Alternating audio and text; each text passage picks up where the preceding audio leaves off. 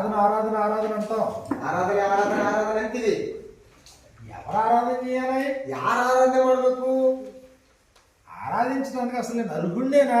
ఆరాధిಸುವುದಕ್ಕೆ ಇಷ್ಟಕ್ಕೂ ನಾನು ಅರ್ಹನೇನಾ?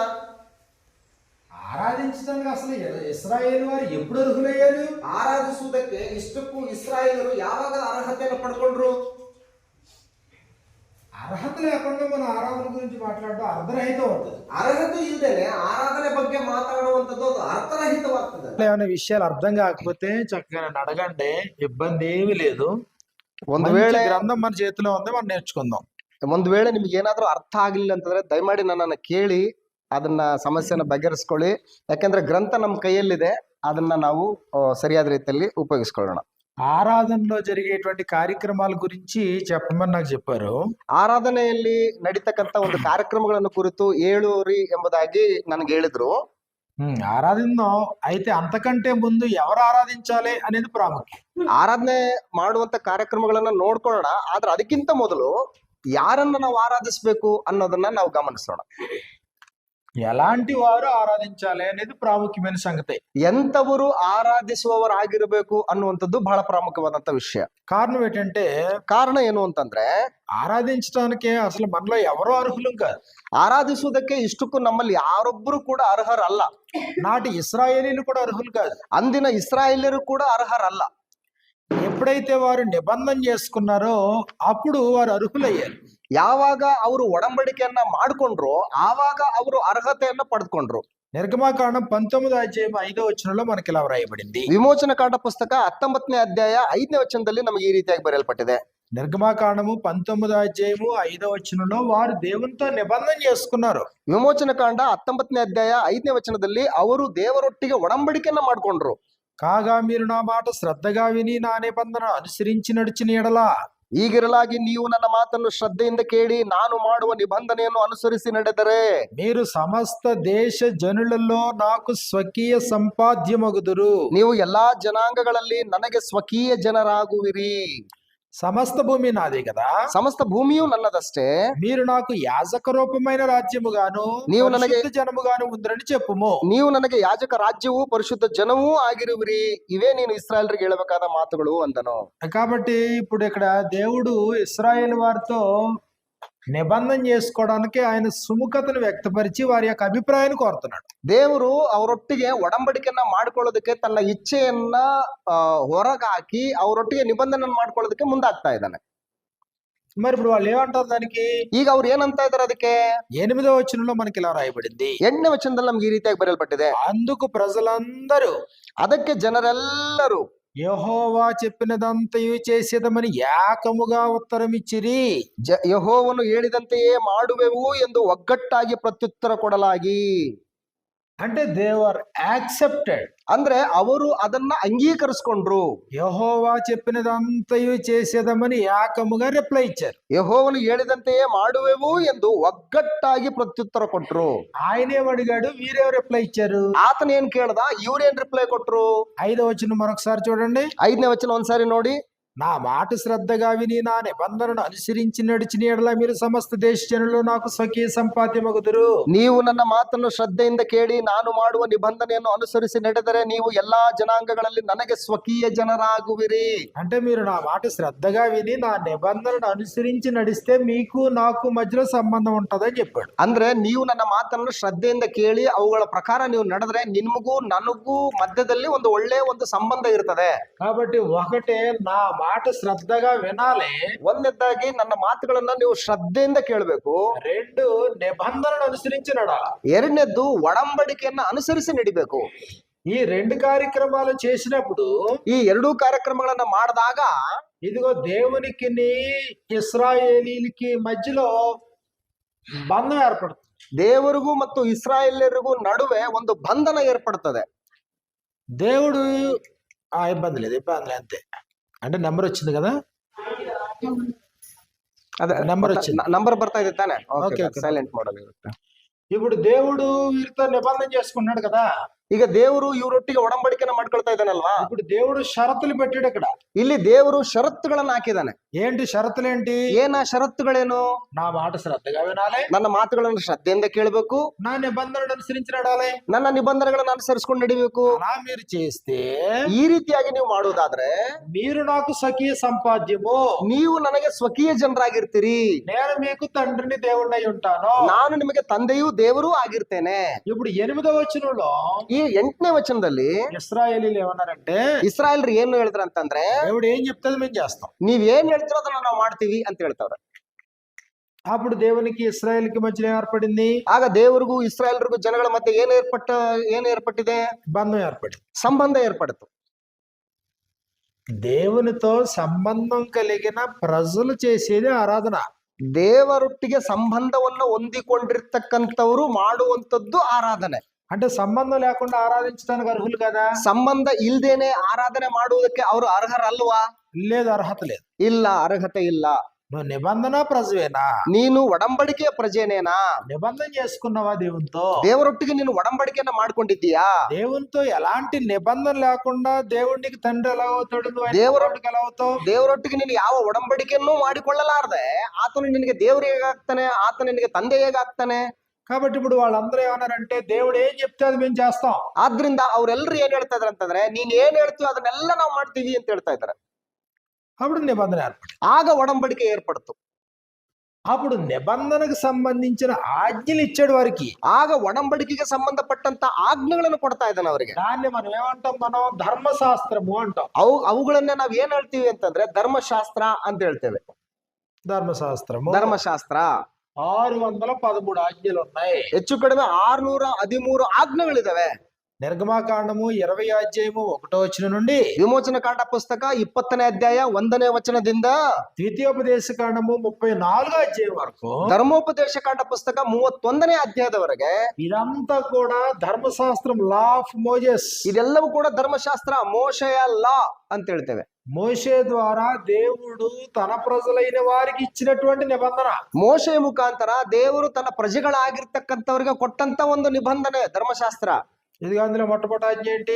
ಅದರಲ್ಲಿ ಮೊಟ್ಟ ಮೊದಲನೇ ಆಜ್ಞೆ ಏನು? నిర్గమాకాండం 20 అధ్యాయం 1వ వచనంలో, ವಿಮೋಚನ ಕಾಂಡ ಪುಸ್ತಕ 20ನೇ ಅಧ್ಯಾಯ 1ನೇ ವಚನದಲ್ಲಿ, నేను తప్ప వేరొక దేవుడు నీకు ఉండకూడదు, ನಾನಲ್ಲದೆ ನಿಮಗೆ ಬೇರೆ ದೇವರುಗಳು ಇರಬಾರದು, పైన ఆకాశం అందే గాని కింద భూమి అందే గాని భూమి కింద ఉండే నేల ఎందే గాని ఉండి దేని రూపమునైన విగ్రహమునైన చేసుకోకూడదు. ನಾನಲ್ಲದೆ ನಿನಗೆ ಬೇರೆ ದೇವರುಗಳು ಇರಬಾರದು, ಯಾವ ಮೂರ್ತಿಯನ್ನು ಮಾಡಿಕೊಳ್ಳಬಾರದು, ಆಕಾಶದಲ್ಲಾಗಲಿ ಭೂಮಿಯಲ್ಲಾಗಲಿ ಭೂಮಿಯ ಕೆಳಗಳ ನೀರಿನಲ್ಲಾಗಲಿ ಇರುವ ಯಾವುದರ ರೂಪವನ್ನು ಮಾಡಿಕೊಳ್ಳಬಾರದು. కాబట్టి అవన్నీ మనకు తెలుసు. ಅವೆಲ್ಲವೂ ಕೂಡ ನಮ್ಗೆ ಗೊತ್ತು. అబద్ధం ఆడొద్దు, దొంగతనం చేయొద్దు, వ్యభిచరించొద్దు, నరహత్య చేయొద్దు, పొరుగు వారిని ఏది ఆశించొద్దు. ಆದ್ರಿಂದ ನೀವು ನರಹತ್ಯೆ ಮಾಡಬಾರ್ದು, ವ್ಯಭಿಚಾರ ಮಾಡಬಾರ್ದು, ಕದಿಬಾರ್ದು, ಮತ್ತೊಬ್ಬನ ಮೇಲೆ ಸುಳ್ಳು ಸಾಕ್ಷಿ ಹೇಳಬಾರ್ದು, ಮತ್ತೊಬ್ಬನ ಮನೆಯನ್ನು ಆಶಿಸಬಾರ್ದು. ಇವೆಲ್ಲ ನಮಗೆ ಗೊತ್ತಿದೆ. ఇలా 10 ఆజ్ఞలతో పాటు అనుబంధంగా ఇంకా 603 ఆజ్ఞలు ఉన్నాయి. ಈ 10 ಆಜ್ಞೆಗಳು ಒಟ್ಟಿಟ್ಟಿಗೆ ಇನ್ನೂ ಅನೇಕ ಆಜ್ಞೆಗಳಿದಾವೆ. అంటే 10 + 603 ఆజ్ఞలు. ಅಂದ್ರೆ 10 + 603 ಆಜ್ಞೆಗಳು. ఈ ఆజ్ఞలన్నీ కూడా దేవునితో నీకున్న బంధాన్ని గురించి, ಈ ಆಜ್ಞೆಗಳು ದೇವರೊಟ್ಟಿಗೆ ನಿನಗಿರ್ತಕ್ಕಂಥ ಒಂದು ಸಂಬಂಧವನ್ನು ಕುರಿತು, ఇదిగో తోటి సహోదరుల గురించి, ಜೊತೆ ಸಹೋದರನನ್ನ ಕುರಿತು, దేవునితో నువ్వు ఎలా ఉండాలి, సహోదరులతో ఎలా ఉండాలి, ದೇವರೊಟ್ಟಿಗೆ ನೀನ್ ಹೇಗಿರ್ಬೇಕು, ನಿನ್ನ ಸಹೋದರನೊಟ್ಟಿಗೆ ನೀನ್ ಹೇಗಿರ್ಬೇಕು ಅನ್ನುವಂತ ವಿಷಯಗಳು. కాబట్టి ఇదిగో నీ సహోదరులతోనేమో నిన్ను వల్ల నీ పొరుగువాన్ని ప్రేమించాలి, ನಿನ್ನ ಸಹೋದರನೊಟ್ಟಿಗೆ ನಿನ್ನಂತೆ ನಿನ್ನ ನೆರೆಯವನನ್ನ ಪ್ರೀತಿಸಬೇಕು ಅಂತ ಹೇಳ್ತಾ ಇದ್ದಾನೆ. నీ పొరుగువాడిని హత్య చేయకూడదు, ನಿನ್ನ ನೆರೆಯವನನ್ನ ನೀನು ಹತ್ಯೆ ಮಾಡಬಾರ್ದು, నీ పొరుగువాని దగ్గర ఏం ఆశించకూడదు, ನಿನ್ನ ನೆರೆಯವನ ಹತ್ರ ನೀನು ಏನನ್ನು ಆಶಿಸಬಾರ್ದು. ఇవన్నీ పొరుగువానికి సంబంధించి. ಇದೆಲ್ಲವೂ ಕೂಡ ನೆರೆಯವನಿಗೆ ಸಂಬಂಧಪಟ್ಟಂತದ್ದು. దేవునికి సంబంధించిన ఏంటి? ದೇವರಿಗೆ ಸಂಬಂಧಪಟ್ಟದ್ದು ಯಾವುದು? నేను తప్ప వేరొక దేవుడు నీకు ఉండకూడదు, ನಾನಲ್ಲದೆ ನಿಮಗೆ ಬೇರೆ ದೇವರುಗಳು ಇರಬಾರ್ದು, ఆయన ఆకాశం అందే గాని భూమి అందే గాని భూమి కింద నేల ఎందే గాని ఉండి ఏ రూపము నువ్వు చేసుకోకూడదు, ಮೇಲೆ ಆಕಾಶದಲ್ಲಾಗ್ಲಿ ಭೂಮಿಯಲ್ಲಾಗ್ಲಿ ಭೂಮಿಯ ಕೆಳಗಡೆ ನೀರಿನಲ್ಲಿರ್ತಕ್ಕಂಥ ಯಾವುದ್ರ ರೂಪವನ್ನು ನೀನು ಮಾಡ್ಕೊಳ್ಬಾರ್ದು. విశ్రాంతి నన్ను పరిశుద్ధంగా ఆచరించాలి, ಸಬ್ಬತ್ ದಿನವನ್ನು ನಿನ್ನ ಪರಿಶುದ್ಧ ದಿನವೆಂಬುದಾಗಿ ಆಚರಿಸಬೇಕು. దేవుడే నీ యెహోవా నామమును వ్యర్థంగా ఉచ్చరించకూడదు, ನಿನ್ನ ದೇವರಾದಂತ ಯೆಹೋವನ ಹೆಸರನ್ನ ನೀನು ಅನ್ಯಾಯವಾಗಿ ನೀನು ಉಚ್ಚರಿಸಬಾರದು. కాబట్టి ఇవన్నీ దేవునికి సంబంధించినవి. ಇವೆಲ್ಲವೂ ಕೂಡ ದೇವರಿಗೆ ಸಂಬಂಧಪಟ್ಟಂತವುಗಳು. అదే ప్రకారంగా తోటి నరులకు సంబంధించినవి. ಅದೇ ಪ್ರಕಾರ ನಿನ್ನ ಜೊತೆಲಿರ್ತಕ್ಕಂಥ ಮನುಷ್ಯನಿಗೂ ಕೂಡ ಸಂಬಂಧಪಟ್ಟಂತವುಗಳು. ఈ నిబంధన దేవుడు ఇచ్చాడు వారికి. ಈ ಒಂದು ಒಡಂಬಡಿಕೆಯನ್ನ ದೇವರು ಅವರುಗಳಿಗೆ ಕೊಟ್ಟಿದ್ದಾನೆ. దాన్ని అనుసరించారా లేదా అనేది తర్వాత సంగతి. ಅವುಗಳನ್ನ ನೀನು ಅನುಸರಿಸಿದ್ಯಾ ಅನುಸರಿಸಲಿಲ್ವಾ ಅನ್ನುವಂಥದ್ದು ನೆಕ್ಸ್ಟ್ ವಿಚಾರ ಅದು. కానీ ಆದ್ರೆ మొట్టమొదటిగా ಮೊಟ್ಟ ಮೊದಲನೇದಾಗಿ వారు దేవునితో ఒక నిబంధన చేసుకున్నారు, ఒప్పందం చేసుకున్నారు. ಅವರು ದೇವರೊಟ್ಟಿಗೆ ಒಂದು ಒಡಂಬಡಿಕೆನ ಮಾಡ್ಕೊಂಡಿದ್ದಾರೆ, ನಿಬಂಧನೆನ ಮಾಡ್ಕೊಂಡಿದ್ದಾರೆ. దేవుడు ఏం చెప్పితే అది మేము చేస్తాం. ದೇವ್ರು ಏನ್ ಹೇಳ್ತಾನೋ ಅದನ್ನ ನಾವು ಮಾಡ್ತೀವಿ. వీళ్ళేమన్నారు, ಇವ್ರೇನಂತಿದ್ದಾರೆ, ఇదిగో ఇప్పుడు దేవుడు చెప్పడం ప్రారంభించాడు, మేము చేస్తున్నాం. ಈಗೋ ದೇವ್ರು ಹೇಳುವಂತದ್ದನ್ನ ಈಗ ಪ್ರಾರಂಭ ಮಾಡಿದ್ದಾನೆ, ನಾವು ಮಾಡೋದಕ್ಕೆ ಮುಂದಾಗ್ತಾ ಇದ್ದೇವೆ. అలాగే ధర్మశాస్త్రాన్ని ఇచ్చినప్పుడు ಆ ರೀತಿಯಾಗಿ ಧರ್ಮಶಾಸ್ತ್ರವನ್ನು ಕೊಟ್ಟಾಗ ఇదిగో దేవునికి సంబంధించినటువంటి ఆజ్ఞల్లో 23వ అధ్యాయంలో ಈ ದೇವರಿಗೆ ಸಂಬಂಧಪಟ್ಟಂತಹ ಆಜ್ಞೆಗಳಲ್ಲಿ 23ನೇ ಅಧ್ಯಾಯದಲ್ಲಿ 23వ అధ్యాయము 14వ వచనంలో మనకి ఇలా వ్రాయబడింది. ವಿಮೋಚನ ಕಾಂಡ ಪುಸ್ತಕ 23ನೇ ಅಧ್ಯಾಯ 14ನೇ ವಚನದಲ್ಲಿ ನಮಗೆ ಈ ರೀತಿಯಾಗಿ ಬರೆಯಲ್ಪಟ್ಟಿದೆ. సంవత్సరమునకు 3 మారులు నాకు పండగ ఆచరింపవలెను. ನೀವು ವರ್ಷಕ್ಕೆ 3 ಆವರ್ತಿ ನನಗೆ ಜಾತ್ರೆ ಮಾಡಬೇಕು. పులియని రొట్టెల పండగ ఆచరించాలి. ಹುಳಿ ಇಲ್ಲದ ರೊಟ್ಟಿಗಳನ್ನ ಹಬ್ಬದ ಜಾತ್ರೆ ಮಾಡಬೇಕು. ఎప్పుడు ఆచరించాలి? నేను నీకు ఆజ్ఞాపించినట్లు అబీబు నెలలో నీవు ఐగుప్తు నుండి బయలుదేరి వచ్చితివి కనుక ఆ నెలలో నియామకాలమందు 7 దినములు పులియని రొట్టెలు తినాలి. ಯಾವಾಗ ಆಚರಿಸಬೇಕಂತಂದ್ರೆ ನಾನು ನಿಮಗೆ ಆಜ್ಞಾಪಿಸಿದಂತೆ ನೀವು ಚೈತ್ರ ಮಾಸದ ನೇಮಕವಾದ ಕಾಲದಲ್ಲಿ 7 ದಿವಸವೂ ಹುಳಿ ಇಲ್ಲದ ರೊಟ್ಟಿಗಳನ್ನು ತಿನ್ನಬೇಕು. ಆ ಮಾಸದಲ್ಲಿ ಐಗುಪ್ತದಿಂದ ನೀವು ಹೊರಟು ಬಂದ್ರಿ ಅಲ್ಲ. కాబట్టి ఇదిగో ఇప్పుడు వీళ్ళకి సంవత్సరానికి 3 పండగలు ఇచ్చాడు. ಆದ್ರಿಂದ ಇವರಿಗೆ ವರ್ಷಕ್ಕೆ 3 ಹಬ್ಬಗಳನ್ನ ಕೊಟ್ಟಿದ್ದಾನೆ. అందులో మొట్టమొదటి పండుగ ఏంటి? ಅದರಲ್ಲಿ ಮೊಟ್ಟ ಮೊದಲನೇ ಹಬ್ಬ ಯಾವುದು? 14వ వచనంలో 14ನೇ ವಚನದಲ್ಲಿ ఇదిగో పులియని రొట్టెల పండుగ, ಹುಳಿ ಇಲ್ಲದ ರೊಟ್ಟಿಗಳ ಜಾತ್ರೆ ಹಬ್ಬ. పులియని రొట్టెల పండుగ, ಹುಳಿ ಇಲ್ಲದ ರೊಟ್ಟಿಗಳ ಹಬ್ಬ. రెండోది వచ్చేసి ಎರಡನೇದ್ ಬಂದ್ಬಿಟ್ಟು 16వ వచనంలో మనకి ఇలా వ్రాయబడింది. 16ನೇ వచನದಲ್ಲಿ ನಮ್ಗೆ ಈ ರೀತಿಯಾಗಿ ಬರೆಯಲ್ಪಟ್ಟಿದೆ. నీ పొలంలో విత్తిన నీ వ్యవసాయంలో తొలి పంట యొక్క కోత పండుగను, పొలంలో నుండి నీ వ్యవసాయ ఫలములను కాబట్టి నువ్వు దీన్ని చేయాలి అన్నాడు. ಅದಲ್ಲದೆ ನೀವು ಬಿತ್ತಿದ ಹೊಲದಲ್ಲಿ ಪ್ರಥಮ ಫಲವು ದೊರೆತಾಗ ಸುಗ್ಗಿಯ ಜಾತ್ರೆಯನ್ನು ಅಂತ ಹೇಳ್ತಾನೆ. కాబట్టి దీన్ని కోత పండుగ అంటాం. ಇದನ್ನ ಸುಗ್ಗಿಯ ಹಬ್ಬ, ಪ್ರಥಮ ಫಲದ ಹಬ್ಬ. పులియని రొట్టెల పండుగ, ಒಂದನೇದ್ದು ಹುಳಿ ಇಲ್ಲದ ರೊಟ್ಟಿಗಳ ಹಬ್ಬ. 2 పర్ణశాలల పండుగ, ಎರಡನೇದ್ದು ಪರ್ಣಶಾಲೆಗಳ ಹಬ್ಬ. 3 పెంతెకోస్తు పండుగ, ಮೂರನೇದಾಗಿ ಪಂಚಾಶತ್ತಮ ಹಬ್ಬ. 17వ వచనంలో 17ನೇ ವಚನದಲ್ಲಿ సంవత్సరమునకు 3 మారులు పురుషులందరూ ప్రభువైన యెహోవా సన్నిధిని కనబడాలి. ವರ್ಷಕ್ಕೆ 3 ಆವರ್ತಿ ನಿಮ್ಮಲ್ಲಿರುವ ಗಂಡಸರೆಲ್ಲರೂ ಕರ್ತನಾದ ಯೆಹೋವನ ಸನ್ನಿಧಿಗೆ ಬರಬೇಕು. స్త్రీలకు అవకాశం ఉందా? ಸ್ತ್ರೀಯರಿಗೆ ಅವಕಾಶ ಇದೆಯಾ? స్త్రీలకు అవకాశం లేదు. ಸ್ತ್ರೀಯರಿಗೆ ಅವಕಾಶ ಇಲ್ಲ. అంటే సంవత్సరానికి 3 సార్లు పురుషులు ప్రపంచంలో ఎక్కడున్నా ఈ పండుగ చేయడానికి యెరూషలేముకు రావాలి. ವರ್ಷಕ್ಕೆ 3 ಆವರ್ತಿ ಪುರುಷರು ಈ ಭೂಮಿ ಮೇಲೆ ಎಲ್ಲಿದ್ರು ಕೂಡ ಆ ಒಂದು ಹಬ್ಬವನ್ನು ಆಚರಿಸುವುದಕ್ಕೆ ಅಲ್ಲಿಗೆ ಬರ್ಬೇಕಾಗಿತ್ತು ಅವರು. ద్వితీయోపదేశ కాండము 16వ అధ్యాయం 16వ వచనంలో మనకి ఇలా వ్రాయబడింది. ಧರ್ಮೋಪದೇಶ ಕಾಂಡ ಪುಸ್ತಕ 16ನೇ ಅಧ್ಯಾಯ 16ನೇ ವಚನದಲ್ಲಿ ನಮಗೆ ಈ ರೀತಿಯಾಗಿ ಬರೆಯಲ್ಪಟ್ಟಿದೆ.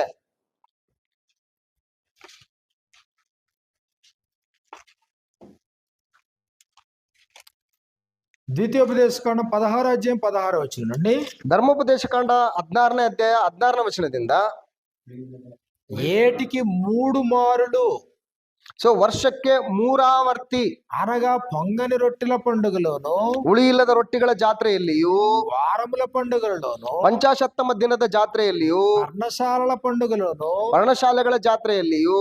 అదిగో మొట్టమొదటి పండుగ ఏంటి? పొంగని రొట్టెలు, పులియని రొట్టెల పండుగ. ಮೊದಲನೇದು ಹಬ್ಬ ಯಾವ್ದಂದ್ರೆ ಹುಳಿ ಇಲ್ಲದ ರೊಟ್ಟಿಗಳ ಜಾತ್ರೆ. 2 వారముల పండుగ అంటే పెంతెకోస్తు పండుగ. ಎರಡನೇದು ಪಂಚಾಶತ್ತಮದ ದಿನದ ಜಾತ್ರೆ. 3వది పర్ణశాలల పండుగ. ಮೂರನೇದಾಗಿ ಪರ್ಣಶಾಲೆಗಳ ಜಾತ್ರೆ. నీ దేవుడైన యెహోవా ఏర్పరచుకున్న స్థలమున నీ మగవారందరూ ఆయన సన్నిధిని కనబడవలెను. ನಿಮ್ಮ ದೇವರಾದ ಯೆಹೋವನ ಸನ್ನಿಧಿಯಲ್ಲಿ ಆತನು ಆದುಕೊಳ್ಳುವ ಸ್ಥಳದಲ್ಲಿ ನಿಮ್ಮಲ್ಲಿರುವ ಗಂಡಸರೆಲ್ಲರೂ ಕೂಡ ಕಾಣಿಸ್ಕೊಳ್ಬೇಕು.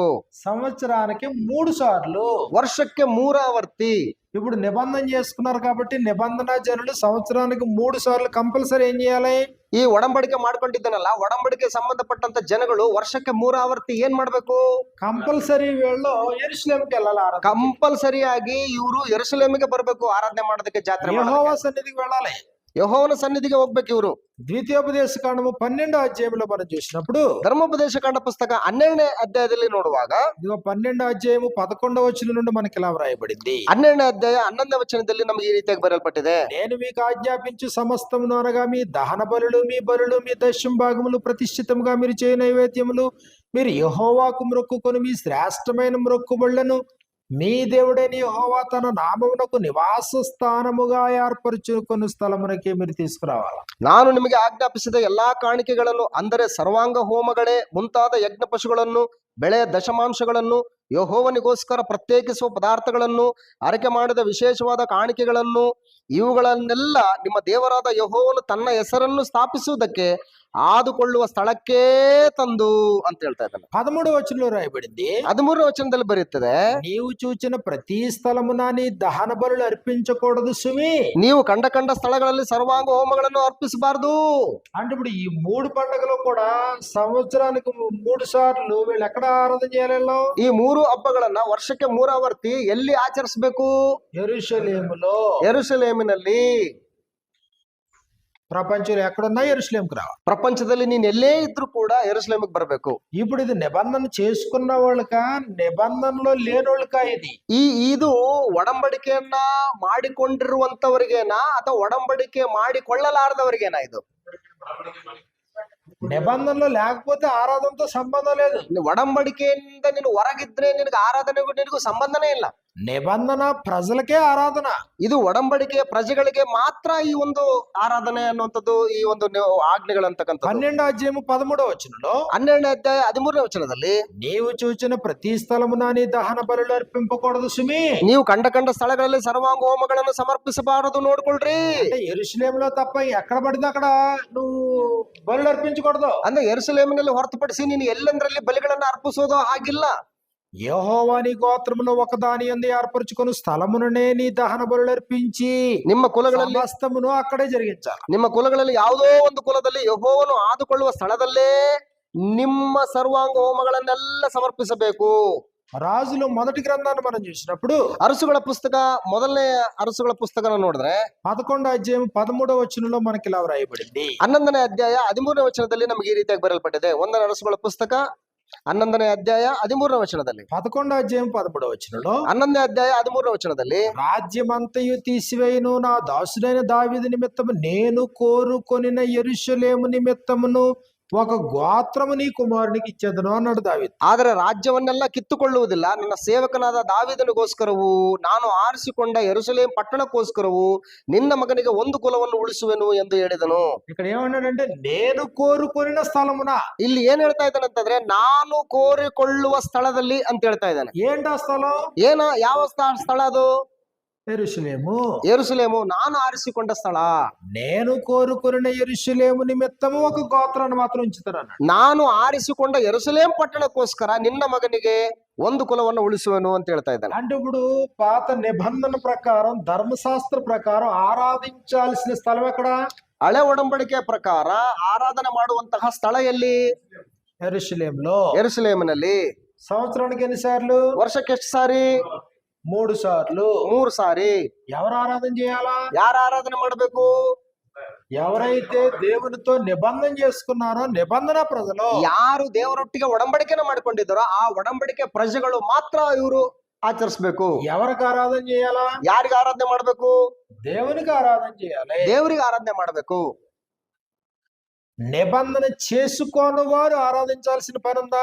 ಒಡಂಬಡಿಕೆಯನ್ನ ಮಾಡಿಕೊಳ್ಳಲಾರದವರು ಆರಾಧನೆಯನ್ನ ಮಾಡುವಂತ ಅವಕಾಶ ಇದೆಯಾ? లేదు. ಇಲ್ಲ. నిబంధన ఏంటి? ಒಡಂಬಡಿಕೆ ಏನು? మీరు నా మాట శ్రద్ధగా వినాలి, ನೀವು ನನ್ನ ಮಾತುಗಳನ್ನು ಶ್ರದ್ಧೆಯಿಂದ ಕೇಳಬೇಕು, నా ఉపదేశాన్ని అనుసరించి నడవాలి. ನನ್ನ ಉಪದೇಶಗಳ ಪ್ರಕಾರನೇ ನಡ್ಕೊಳ್ಬೇಕು. కాబట్టి ఇదిగో నిబంధనలో ప్రవేశించినటువంటి వారందరూ కూడా సున్నతి సంబంధులు. ಈ ಒಡಂಬಡಿಕೆ ಒಳಗಡೆ ಪ್ರವೇಶಿಸಿದಂತವರೆಲ್ಲರೂ ಕೂಡ ಸುನ್ನತಿ ಸಂಬಂಧಿಗಳು. కాబట్టి పుట్టిన తర్వాత, ಆದ್ರಿಂದ ಹುಟ್ಟಿದ ನಂತರ మగపిల్లడైతే 7వ దినాన్ని, ಗಂಡು ಮಗನಾದ್ರೆ 7ನೇ ದಿನದಲ್ಲಿ ఇదిగో దేవాలయానికి తీసుకుని పోయి ದೇವಾಲಯಕ್ಕೆ ಕರೆದುಕೊಂಡು ಹೋಗಿ గోప్యాంగ చర్మమును సున్నతి చేయబడినప్పుడు, ಗುಪ್ತಾಂಗವಾದಂತಹ ಒಂದು ಇದ್ರಲ್ಲಿ ಅದು ಸುನ್ನತಿಯನ್ನು ಮಾಡಿಸ್ಕೊಂಡು ಚರ್ಮನ ತೆಗೆದು, అప్పుడు ఏమైంది? అప్పుడు దేవునితో నిబంధనలోకి వచ్చాడు ఒక మనిషి. ಆಗೇನಾಯ್ತಂದ್ರೆ ಆ ವ್ಯಕ್ತಿ, ಆ ಒಂದು ಮಗು ದೇವರ ನಿಬಂಧನೆ ಒಳಗಡೆ ಸೇರಿಕೊಂತು. ఎప్పుడైతే నిబంధనలోకి వచ్చాడో, ಯಾವಾಗ ಒಡಂಬಡಿಕೆ ಒಳಗಡೆ ಬಂದ್ಬಿಟ್ಟು వెంటనే నిబంధన సంబంధమైన ఆజ్ఞలన్నీ ఇతనికి వర్తింపవుతాయి. ತಕ್ಷಣವೇ ಒಡಂಬಡಿಕೆ ಸಂಬಂಧಪಟ್ಟಂತಹ ಎಲ್ಲಾ ನಿಯಮಾವಳಿಗಳು ಈ ಒಂದು ವ್ಯಕ್ತಿಗೆ ಅನ್ವಯ ಆಗುತ್ತೆ. ఆ ఆజ్ఞల్లో ఒకటైనటువంటి ఇదిగో పండగను ఆచరించాలనేది ఇతను కూడా వర్తింపవుతుంది. ಆ ಆಜ್ಞೆಗಳಲ್ಲಿ ಒಂದಾಗಿರ್ತಕ್ಕಂತಹ ಹಬ್ಬಗಳನ್ನ ಆಚರಿಸಬೇಕನ್ನುವಂಥದ್ದು ಈ ವ್ಯಕ್ತಿಗೆ ಅದು ಅನ್ವಯ ಆಗುತ್ತೆ. ఇప్పుడు తల్లిదండ్రులు పండగ చేయడానికి వెళ్ళినప్పుడు పిల్లల్ని కూడా తీసుకెళ్ళేవారు లేదా? ಈಗ ತಂದೆ ತಾಯಿಗಳು ಹಬ್ಬಗಳನ್ನ ಮಾಡಕ್ ಹೋಗ್ಬೇಕಾದ್ರೆ ಮಕ್ಕಳನ್ನು ಕೂಡ ಕರ್ಕೊಂಡು ಹೋಗ್ತಾ ಇದ್ರಲ್ವಾ. బాలుడైనటువంటి యేసుక్రీస్తు వారిని తల్లిదండ్రులు పండగకు తీసుకెళ్లారా లేదా? ಈ ಬಾಲಕನಾಗಿದ್ದಂತ ಯೇಸು ಕ್ರಿಸ್ತನನ್ನು ಕೂಡ ತಂದೆ ತಾಯಿಗಳು ಆತನನ್ನ ಹಬ್ಬಕ್ಕೆ ಕರ್ಕೊಂಡು ಹೋದ್ರಲ್ಲ, ಜಾತ್ರೆಗೆ తీసుకెళ్లారు. ಕರ್ಕೊಂಡು ಹೋಗಿದ್ದಾರೆ. కాబట్టి ఇక్కడ మనం గుర్తించాల్సింది ఏంటంటే, ఎవరైతే నిబంధన జనులో వారు మాత్రమే ఆరాధనకు అర్హులు.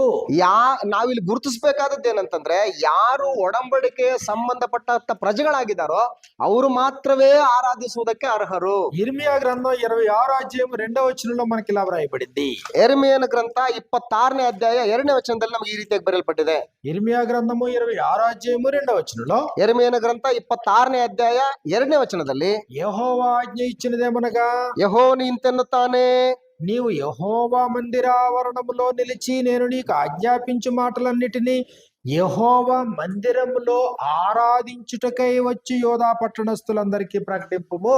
ನೀನು ಯೆಹೋವನ ಆಲಯದ ಪ್ರಾಕಾರದಲ್ಲಿ ನಿಂತು ಆ ಮಂದಿರದಲ್ಲಿ ಆರಾಧಿಸುವುದಕ್ಕೆ ಬರುವ ಯಹೂದದ ಎಲ್ಲಾ ಊರಿನವರಿಗೆ ನಾನು ನಿನಗೆ ಆಜ್ಞಾಪಿಸುವ ಮಾತುಗಳನ್ನೆಲ್ಲ ಹೇಳು.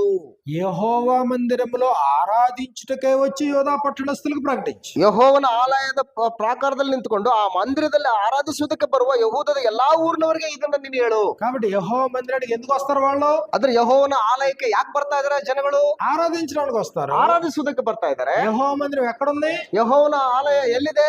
యెరూషలేములో ఉంది. ಯೆರೂಸಲೇಮಿನಲ್ಲಿದೆ. యెరూషలేముకి ఎవరు వస్తారు? ಯೆರೂಸಲೇಮಿಗೆ ಯಾರು ಬರ್ತಾರೆ? నిబంధన చేసుకున్నటువంటి ఇశ్రాయేలు వస్తారు. ಒಡಂಬಡಿಕೆ ಮಾಡಿಕೊಂಡಂತ ಇಸ್ರಾಯೇಲರಿಗೆ ಬರ್ತಾರೆ. ప్రపంచంలో ఎక్కడున్నా యెరూషలేముకి వస్తారు. ಪ್ರಪಂಚದಲ್ಲಿ ಎಲ್ಲಿದ್ರೂ ಕೂಡ ಅವರೆಲ್ಲರೂ ಯೆರೂಸಲೇಮಿಗೆ ಬರ್ಬೇಕು. ఎందుకు వస్తారు? ಯಾಕೆ ಬರ್ತಾರೆ? ఆరాధించడానికి వస్తారు. ಆರಾಧಿಸುವುದಕ್ಕೆ ಬರ್ತಾರೆ. ఆరాధన కంపల్సరియా? ಆರಾಧನೆ ಕಂಪಲ್ಸರಿನೇನಾ? ఆరాధన ఆప్షనల్. ಆರಾಧನೆ ಅನ್ನುವಂಥದ್ದು ಏನು ಒಂದು ಆಯ್ಕೆನಾ? కంపల్సరియా ఆప్షనల్?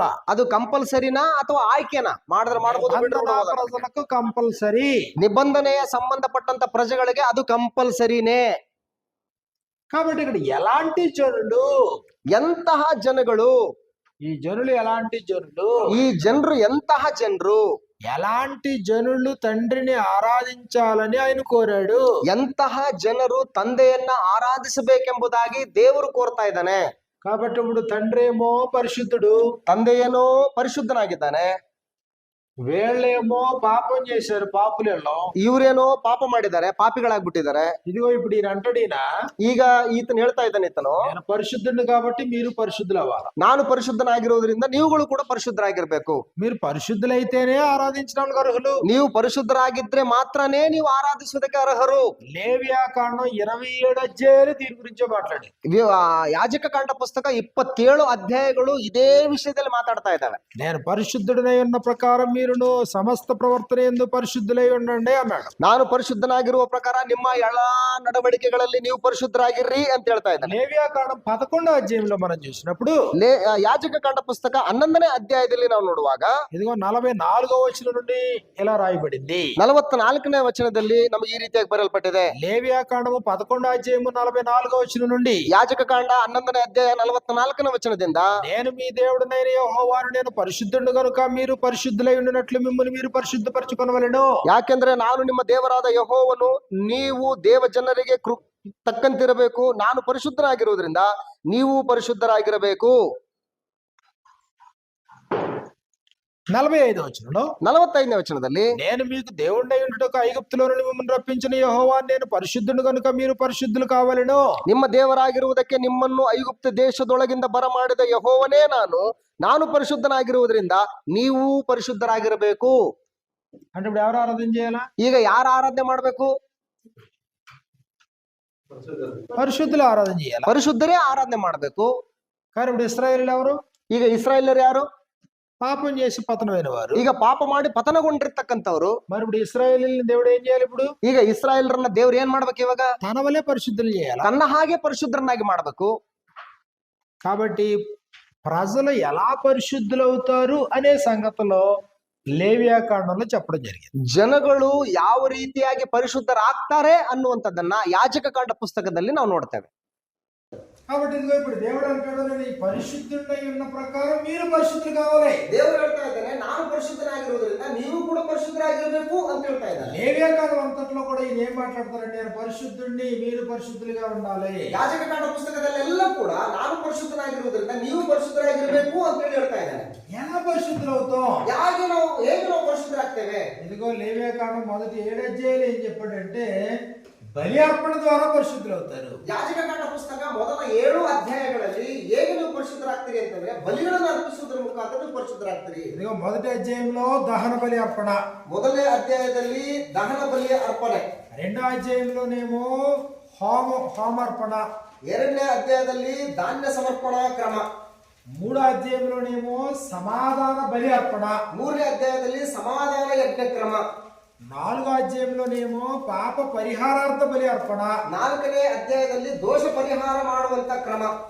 కాబట్టి 5-6 అధ్యాయాల్లో 5 ಮತ್ತು 6 ಅಧ್ಯಾಯಗಳಲ್ಲಿ ఈ బలుల అర్పణను గూర్చినటువంటి విధి, ಈ ಬಲಿಗಳನ್ನು ಅರ್ಪಿಸುವಂತಹ ಒಂದು ವಿಧಾನಗಳನ್ನು ಕುರಿತು. కాబట్టి 7, 8, 9 అధ్యాయాల్లో 7, 8, 9 అధ్యాయಗಳಲ್ಲಿ బలి అర్పించటానికి దేవుడు ఏర్పాటు చేసినటువంటి యాజకులు, ಈ ಬಲಿಗಳನ್ನು ಅರ್ಪಿಸುವುದಕ್ಕೆ ದೇವರು ಏರ್ಪಡಿಸಿದಂತಹ ಯಾಜಕರ ಬಗ್ಗೆ ಹೇಳ್ತಾ ಇದ್ದಾರೆ. అంటే మొదటి 7 అధ్యాయాలు ఏమో బలులు, ಮೊದಲನೇ 7 ಅಧ್ಯಾಯಗಳಲ್ಲಿ ಬಲಿಗಳು, తర్వాత 2-3 అధ్యాయాల్లోనేమో యాజకత్వం, ನಂತರದ 2-3 ಅಧ್ಯಾಯಗಳಲ್ಲಿ ಯಾಜಕರ ಒಂದು ಕುರಿತಾಗಿ. అంటే ఇప్పుడు బలి తీసుకురావాలి, ಈಗ ಬಲಿಯನ್ನು ತೆಗೆದುಕೊಂಡು ಬರಬೇಕು. మరి ఇప్పుడు బలి ఎవరు పడతారు, వేయకూడదు కదా. ಇದು ಈ ಬಲಿಯನ್ನು ಯಾರು ಬೇಕವರೇ ಅರ್ಪಿಸುವ ಹಾಗಿಲ್ವಲ್ಲ. ఈ బలి అర్పించేటువంటి వాడు యాజకుడే ఉండాలి. ಈ ಬಲಿಯನ್ನು ಅರ್ಪಿಸುವಂತವನು ಯಾಜಕನಾಗಿರ್ಬೇಕು. యాజకుడు పరిశుద్ధం అవ్వాలి కదా. ಈ యాజకులు ಕೂಡ ಪರಿಶುದ್ಧರಾಗಿರ್ಬೇಕಲ್ವಾ. యాజకులు సిద్ధం చేశాడు, ಯಾಜಕರನ್ನು ಕೂಡ ಸಿದ್ಧ ಮಾಡಿದ್ದಾನೆ. సామాన్య ప్రజలు పరిశుద్ధులు అవ్వాలంటే వాళ్ళకి బలులు ఏర్పాటు చేశాడు. ಸಾಮಾನ್ಯ ಪ್ರಜೆಗಳು ಪರಿಶುದ್ಧರಾಗಿರ್ಬೇಕಂತಂದ್ರೆ ಅವರಿಗೆ ಬಲಿಗಳನ್ನು ಏರ್ಪಡಿಸಿದ್ದಾನೆ. 10వ అధ్యాయం వరకు వచ్చేటప్పటికి 10ನೇ ಅಧ್ಯಾಯಕ್ಕೆ ಬರ್ತಾ ಹಾಗೇನೆ బలి అర్పించడానికి యాజకులు బయలుదేరారు. ಬಲಿ ಅರ್ಪಿಸುವುದಕ್ಕೆ ಯಾಜಕರು ಕೂಡ ಮುಂದಾಗಿದ್ದಾರೆ. ఇప్పుడు అందులో మొట్టమొదటి బలి ఏంటి? ಅದರಲ್ಲಿ ಮೊಟ್ಟ ಮೊದಲನೇ ಬಲಿ ಯಾವುದು? ధూపం వేయాలి. ಅದರಲ್ಲಿ ಧೂಪ ಹಾಕ್ಬೇಕು. 10వ అధ్యాయము 1-2 వచనాల్లో 10ನೇ ಅಧ್ಯಾಯ 1-2 ವಚನಗಳಲ್ಲಿ ఇదిగో బలి అర్పించడంలో అపశృతి జరిగింది. ಈ ಬಲಿ ಅರ್ಪಿಸುವಂತಹ ಒಂದು ಕಾರ್ಯದಲ್ಲಿ ಒಂದು ಅಪಶ್ರುತಿ ಉಂಟಾಗಿದೆ. మరి అది దేవుని పట్ల నువ్వు జరిగించాల్సినటువంటి ఆజ్ఞలు, ದೇವರ ಎಡೆಗೆ ನೀನು ನಡೆಸಬೇಕಾಗಿರ್ತಕ್ಕಂತಹ ಆಜ್ಞೆಗಳು చాలా జాగ్రత్తగా చేయాలి, ಬಹಳ ಹುಷಾರಾಗಿ ಬಹಳ ಭಯಭಕ್ತಿಯಿಂದ ಮಾಡಬೇಕು. కానీ దేవుడు తమకు ఆజ్ఞాపింపని వేరొక అగ్ని తీసుకొచ్చి ದೇವರು ತಮಗೆ ಆಜ್ಞಾಪಿಸದೇ ಇದ್ದ ಬೇರೊಂದವುಗಳನ್ನು ತಗೊಂಡ್ಬಂದು ಅಲ್ಲಿ ಮಾಡ್ತಾ ಇದ್ದಾರೆ. ధూపం వేయడానికి సిద్ధపడ్డారు నాదాబు అబీహులు. ನಾದಾಬು ಅಬಿಹುಲ್ ಅಂತಕ್ಕಂಥವ್ರು ಧೂಪ ಹಾಕುವುದಕ್ಕೆ ಸಿದ್ಧ ಆಗಿದ್ದಾರೆ. ದೇವರ పరిశుద్ధతకు ప్రాముఖ్యత లేకుండా వారు బలి అర్పణ ఇవ్వడానికి సిద్ధపడ్డారు. ಪರಿಶುದ್ಧತೆಗೆ ಪ್ರಾಮುಖ್ಯತೆಯನ್ನು ಕೊಡಲಾರದೆ ಅವರು ಧೂಪವನ್ನು ಹಾಕೋದಕ್ಕೆ ಬಲಿಯನ್ನು ಅರ್ಪಿಸೋದಕ್ಕೆ ಮುಂದಾಗಿದ್ದಾರೆ. వెంటనే యెహోవా సన్నిధి నుండి అగ్ని బయలుదేరి వచ్చి వారిని కాల్చేసి, ತಕ್ಷಣವೇ ಯೆಹೋವನ ಸನ್ನಿಧಾನದಿಂದ ಅಗ್ನಿ ಹೊರಟು ಬಂದು ಅವರನ್ನೆಲ್ಲರನ್ನೂ ಕೂಡ ಲಾಯ ಮಾಡಿತು. కాబట్టి ఒక్కసారిగా మోషే అప్సెట్ అయ్యాడు. ಒಂದೇ ಸಾರಿಗೆ ಮೋಶೆ ಕೂಡ ಅಪ್ಸೆಟ್ ಆದಲ್ಲಿ. కుమారులను కోల్పోయిన అహరోను అప్సెట్ అయ్యాడు. ಮಕ್ಕಳನ್ನು ಕಳೆದುಕೊಂಡಂತಹ ಅಹರೋನನು ಕೂಡ ಅಪ್ಸೆಟ್ ಆದ. ఇశ్రాయేలు అందరూ అలర్ట్ అయిపోయారు. ಇಸ್ರಾಯೇಲ್ ಎಲ್ಲರೂ ಕೂಡ ಅವರು ಜಾಗರೂಕರಾದರು. అందుకే దేవుడు ఎలా అంటాడు? ದೇವರಂತವನು బలి కోరుకున్నాడు, ಬಲಿಯನ್ನು ಕೋರ್ಕೊಂಡಿದ್ದಾನೆ. మరి బలి అర్పించడానికి ఏమో యాజకులు సిద్ధం చేశాడు. ಬಲಿ ಅರ್ಪಿಸುವುದಕ್ಕೆ ಯಾಜಕರನ್ನು ಸಿದ್ಧ ಮಾಡಿದ್ದಾನೆ. ఈ యాజకులు తీరా వెళ్ళేమో వాళ్ళు ధూపం వేస్తుంటే వాళ్ళు చంపేశాడు. ಈ ಯಾಜಕರೇನೋ ಧೂಪ ಹಾಕ್ತಾ ಇರಬೇಕಾದ್ರೆ ಅವ್ರನ್ನ ಸಾಯಿಸಿಬಿಟ್ಟಿದ್ದಾನೆ. ఏం జరిగింది? ಏನ್ ನಡೆದಿದೆ? పరిశుద్ధత లోపించింది. ಪರಿಶುದ್ಧತೆ ಅನ್ನುವಂಥದ್ದು ಲೋಪಗೊಂಡಿದೆ. దేవుడు తమకు ఆజ్ఞాపింపని వేరొక అగ్నితో దేవుని సన్నిధికి వెళ్ళారు. ದೇವರು ತಮಗೆ ಆಜ್ಞಾಪಿಸದೇ ಇದ್ದ ಬೇರೊಂದು ಅಗ್ನಿಯನ್ನು ತೆಗೆದುಕೊಂಡು ದೇವರ ಸನ್ನಿಧಾನಕ್ಕೆ ಪ್ರವೇಶ ಮಾಡಿದ್ದಾರೆ. అంటే ఇప్పుడు దేవుని సన్నిధిలో ఏం జరగాలి? ದೇವರ ಸನ್ನಿಧಿಯಲ್ಲಿ ಇಷ್ಟಕ್ಕೂ ಏನ್ ನಡಿಬೇಕು? దేవుడు ఏం ఆజ్ఞాపిస్తే అదే జరగాల. ದೇವರು ಏನು ಆಜ್ಞಾಪಿಸಿದನೋ ಅದೇ ನಡಿಬೇಕು. దేవుడు కోరిన విధానంలోనే జరగాల. ದೇವರು ಕೋರಿಕೊಂಡಂತ ವಿಧಾನದಲ್ಲೇ ನಡಿಬೇಕು. దేవుడు కోరిన ప్రజలతోనే జరగాల. ದೇವರು ಕೋರಿಕೊಂಡಂತ ಪ್ರಜೆಗಳ ಒಟ್ಟಿಗೆನೇ ನಡಿಬೇಕು. ಅದು ఇప్పుడు ఎవరు పడితే వాళ్ళు వెళ్ళి ధూపం వేయించా? ಯಾರು ಬೇಕಂದ್ರೆ ಅವ್ರು ಹೋಗ್ಬಿಟ್ಟು ಧೂಪ ಹಾಕ್ಬೋದಾ? ఏ అగ్ని కావాలంటే అగ్ని తీసుకుని పోయి ధూపం వేయించా? ಯಾವ ಬೆಂಕಿ ಕಾಣುತ್ತೆ ಅಂದ್ರೆ ಆ ಬೆಂಕಿನ ತಗೊಂಡು ಹೋಗ್ಬಿಟ್ಟು ಅದು ಧೂಪ ಹಾಕ್ಬೋದಾ?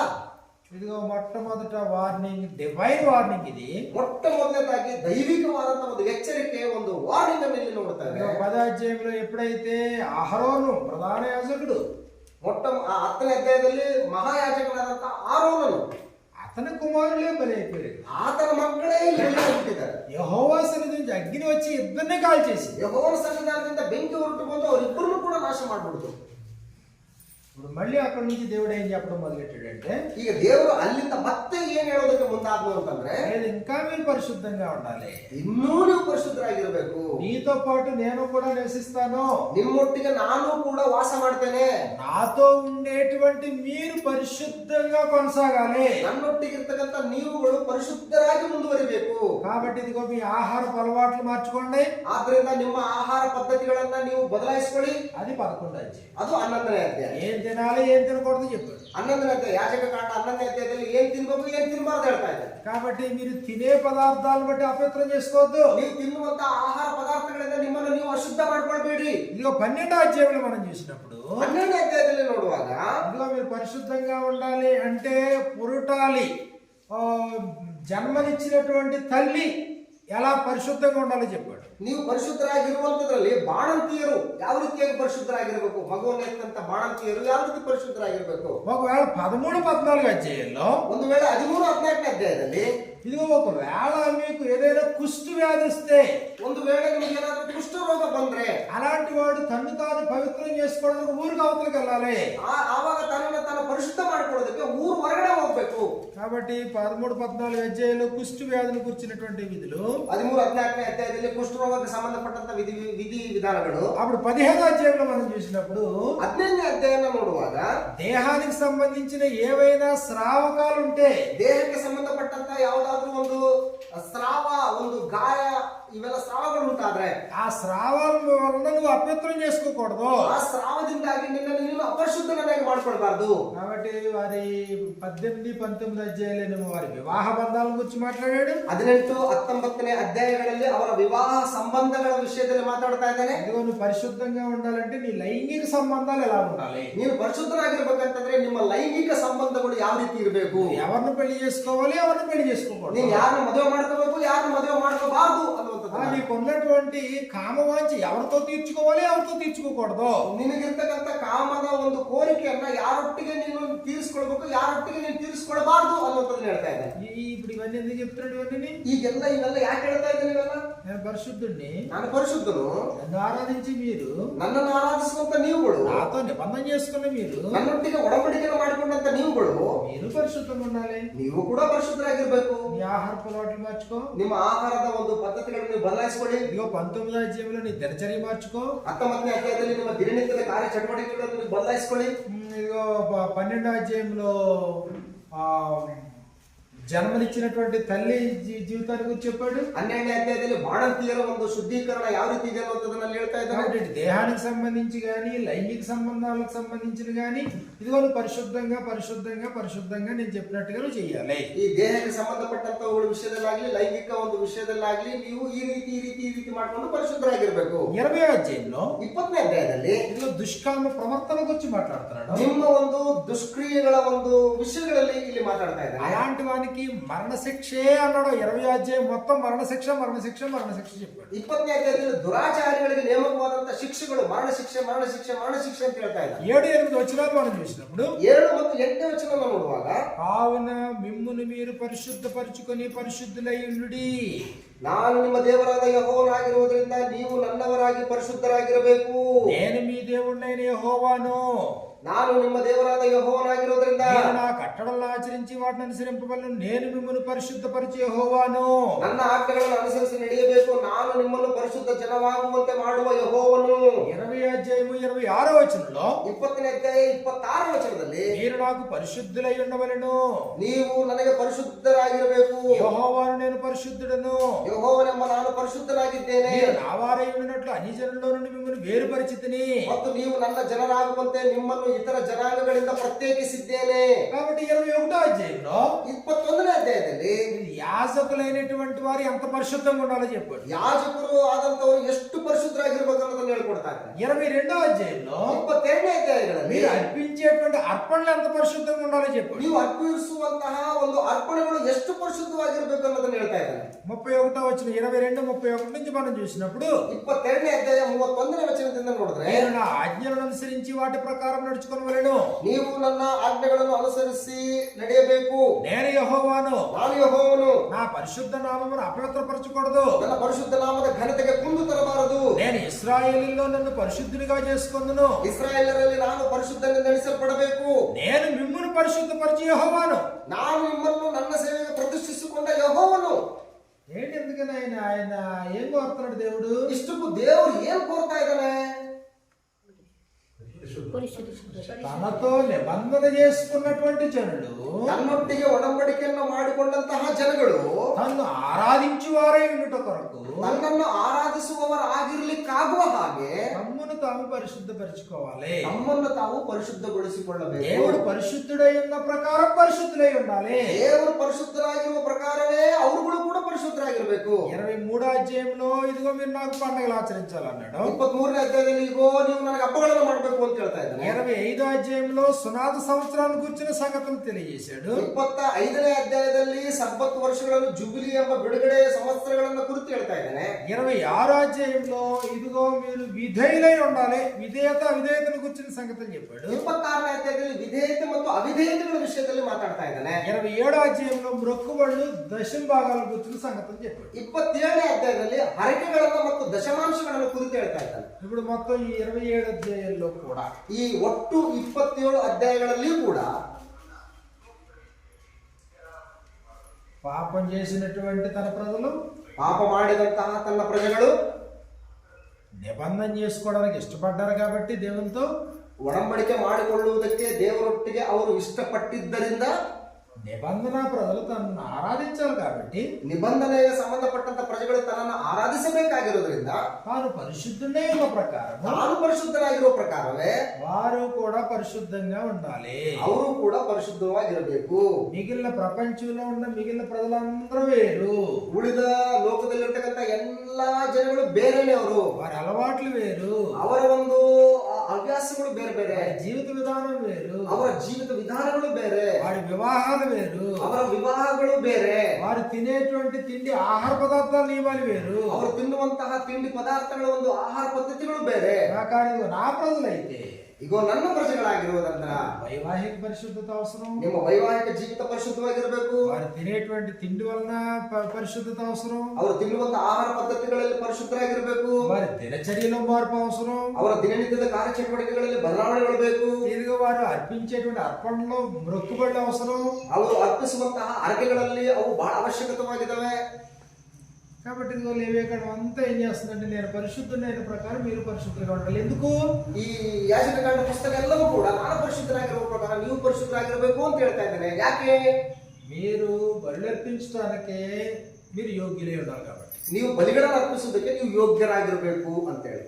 ఎప్పుడైతే 10వ అధ్యాయంలో అపశృతి జరిగిందో, ಯಾವಾಗ ಯಾಜಕಕಾಂಡ ಪುಸ್ತಕ 10ನೇ ಅಧ್ಯಾಯದಲ್ಲಿ ಒಂದು ಅಪಶ್ರುತಿ ಉಂಟಾಯ್ತೋ, వెంటనే దేవుడు మరిన్ని విషయాలను బయలుపరిచాడు. ತಕ್ಷಣದಲ್ಲೇ ದೇವರು ಮತ್ತಷ್ಟು ವಿಷಯಗಳನ್ನು ಬಯలుಪಡಿಸ್ತಾ ಇದ್ದಾರೆ. ఇప్పుడు వాళ్ళకందరికీ ఏం అర్థమై ఉంటది? ಈಗ ಅವ್ರಿಗೆಲ್ಲರಿಗೂ ಏನು ಅರ್ಥ ಆಗ್ತಾ ಇರ್ತದೆ?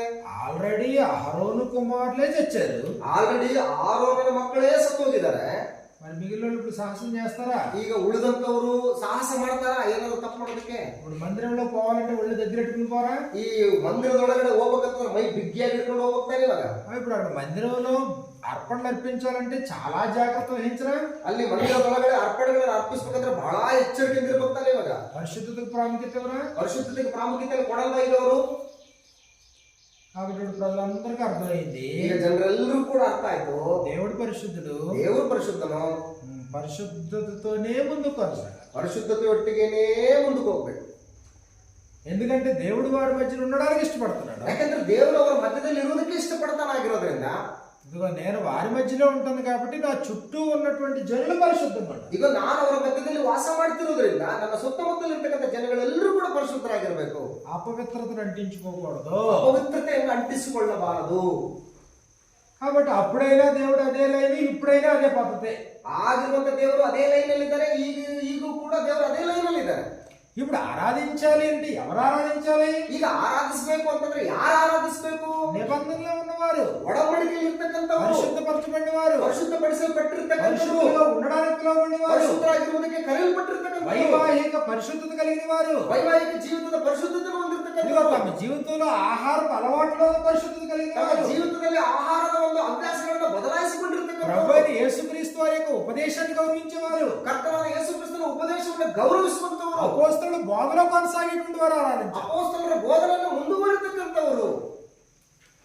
ఎవరు పడితే వాళ్ళు ఆరాధన చేయడానికి, ಯಾರು ಬೇಕಂದ್ರೆ ಅವರು ಆರಾಧನೆ ಮಾಡೋದಕ್ಕೆ, ఎవరు పడితే వారు ప్రార్థించడానికి, ಯಾರು ಬೇಕಂದ್ರೆ ಅವರು ಪ್ರಾರ್ಥನೆ ಮಾಡೋದಕ್ಕೆ, ఎవరు పడితే వారు వాక్యం ఉపదేశించడానికి ಯಾರಂದ್ರೆ ಅವರು ವಾಕ್ಯೋಪದೇಶ ಮಾಡೋದಕ್ಕೆ అవకాశం కుదురుతుందా? ಅವಕಾಶ ಒದಗಿ ಬರ್ತದ.